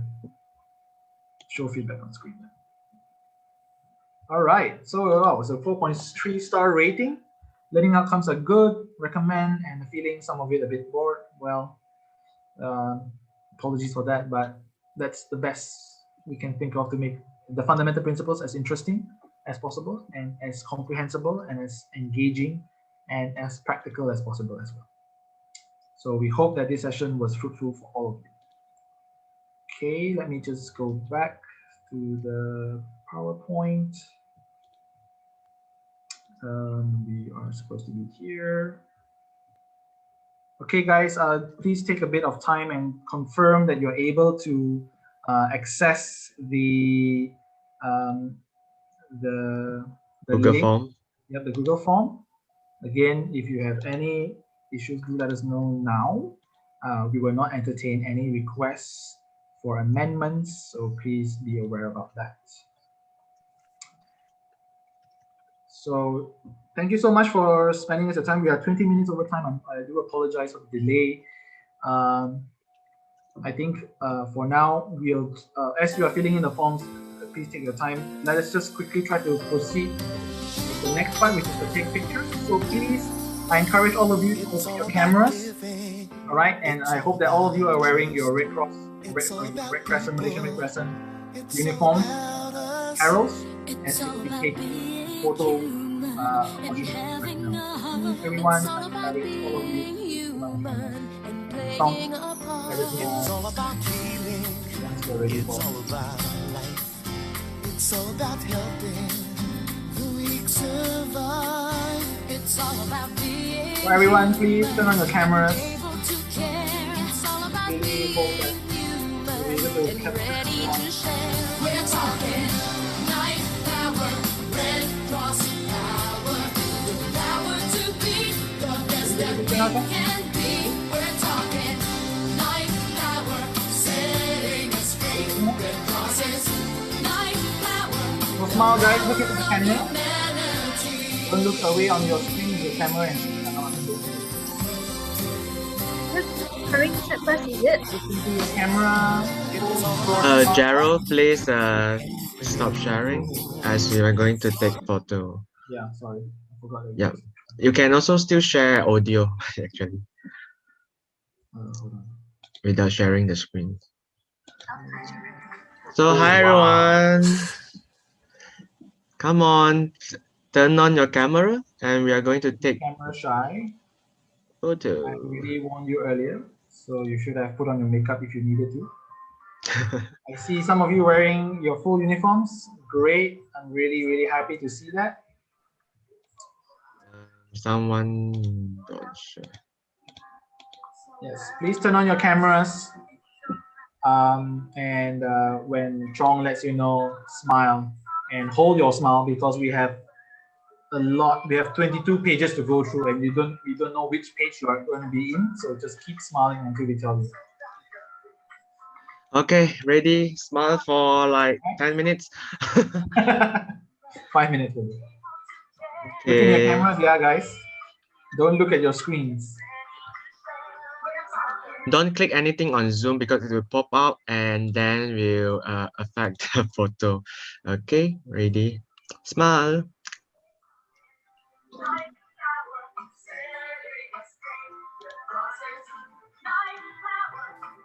Keep smiling.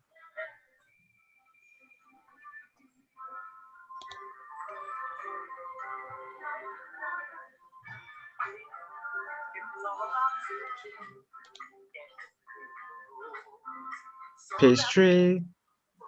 Page 3 only. Because someone got some pop-up. Page 4, ready?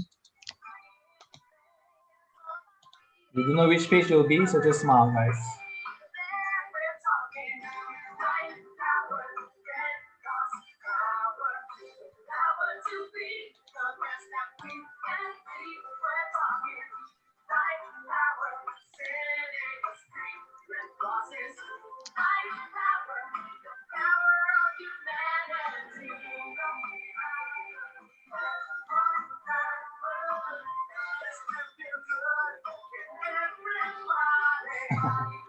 Wait, let me hide non-video. Okay, ready? Moment. Lama. Sabarlah. Closing lagi. Sebulan hanya sekali kan? Ah. Okay. I think five more. Okay. Oh, ada ke Irfan? Tak nampak dia Irfan. Don't raise hand. Okay.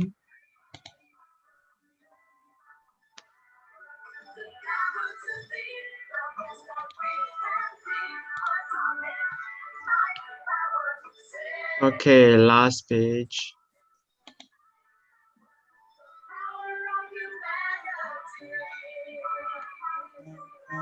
Okay, we are done. All right. Thank you everyone for your time today. I really appreciate and hope that you are able to learn something more in depth. Well, not maybe new, but more in depth. Yeah, so thank you all for your participation. Please like, follow, and subscribe to our social media handles. And we will see you on the next session in May, on the 8th of May, which is also a special day for us. Which all of you remember, it's the World Red Cross and Red Crescent celebration. With that, I thank all of you, and see you next month. And till then, stay safe, stay home, right? Don't run here and run there. Keep the numbers Okay. low. Some reminders. Sorry. Can you lower down the volume?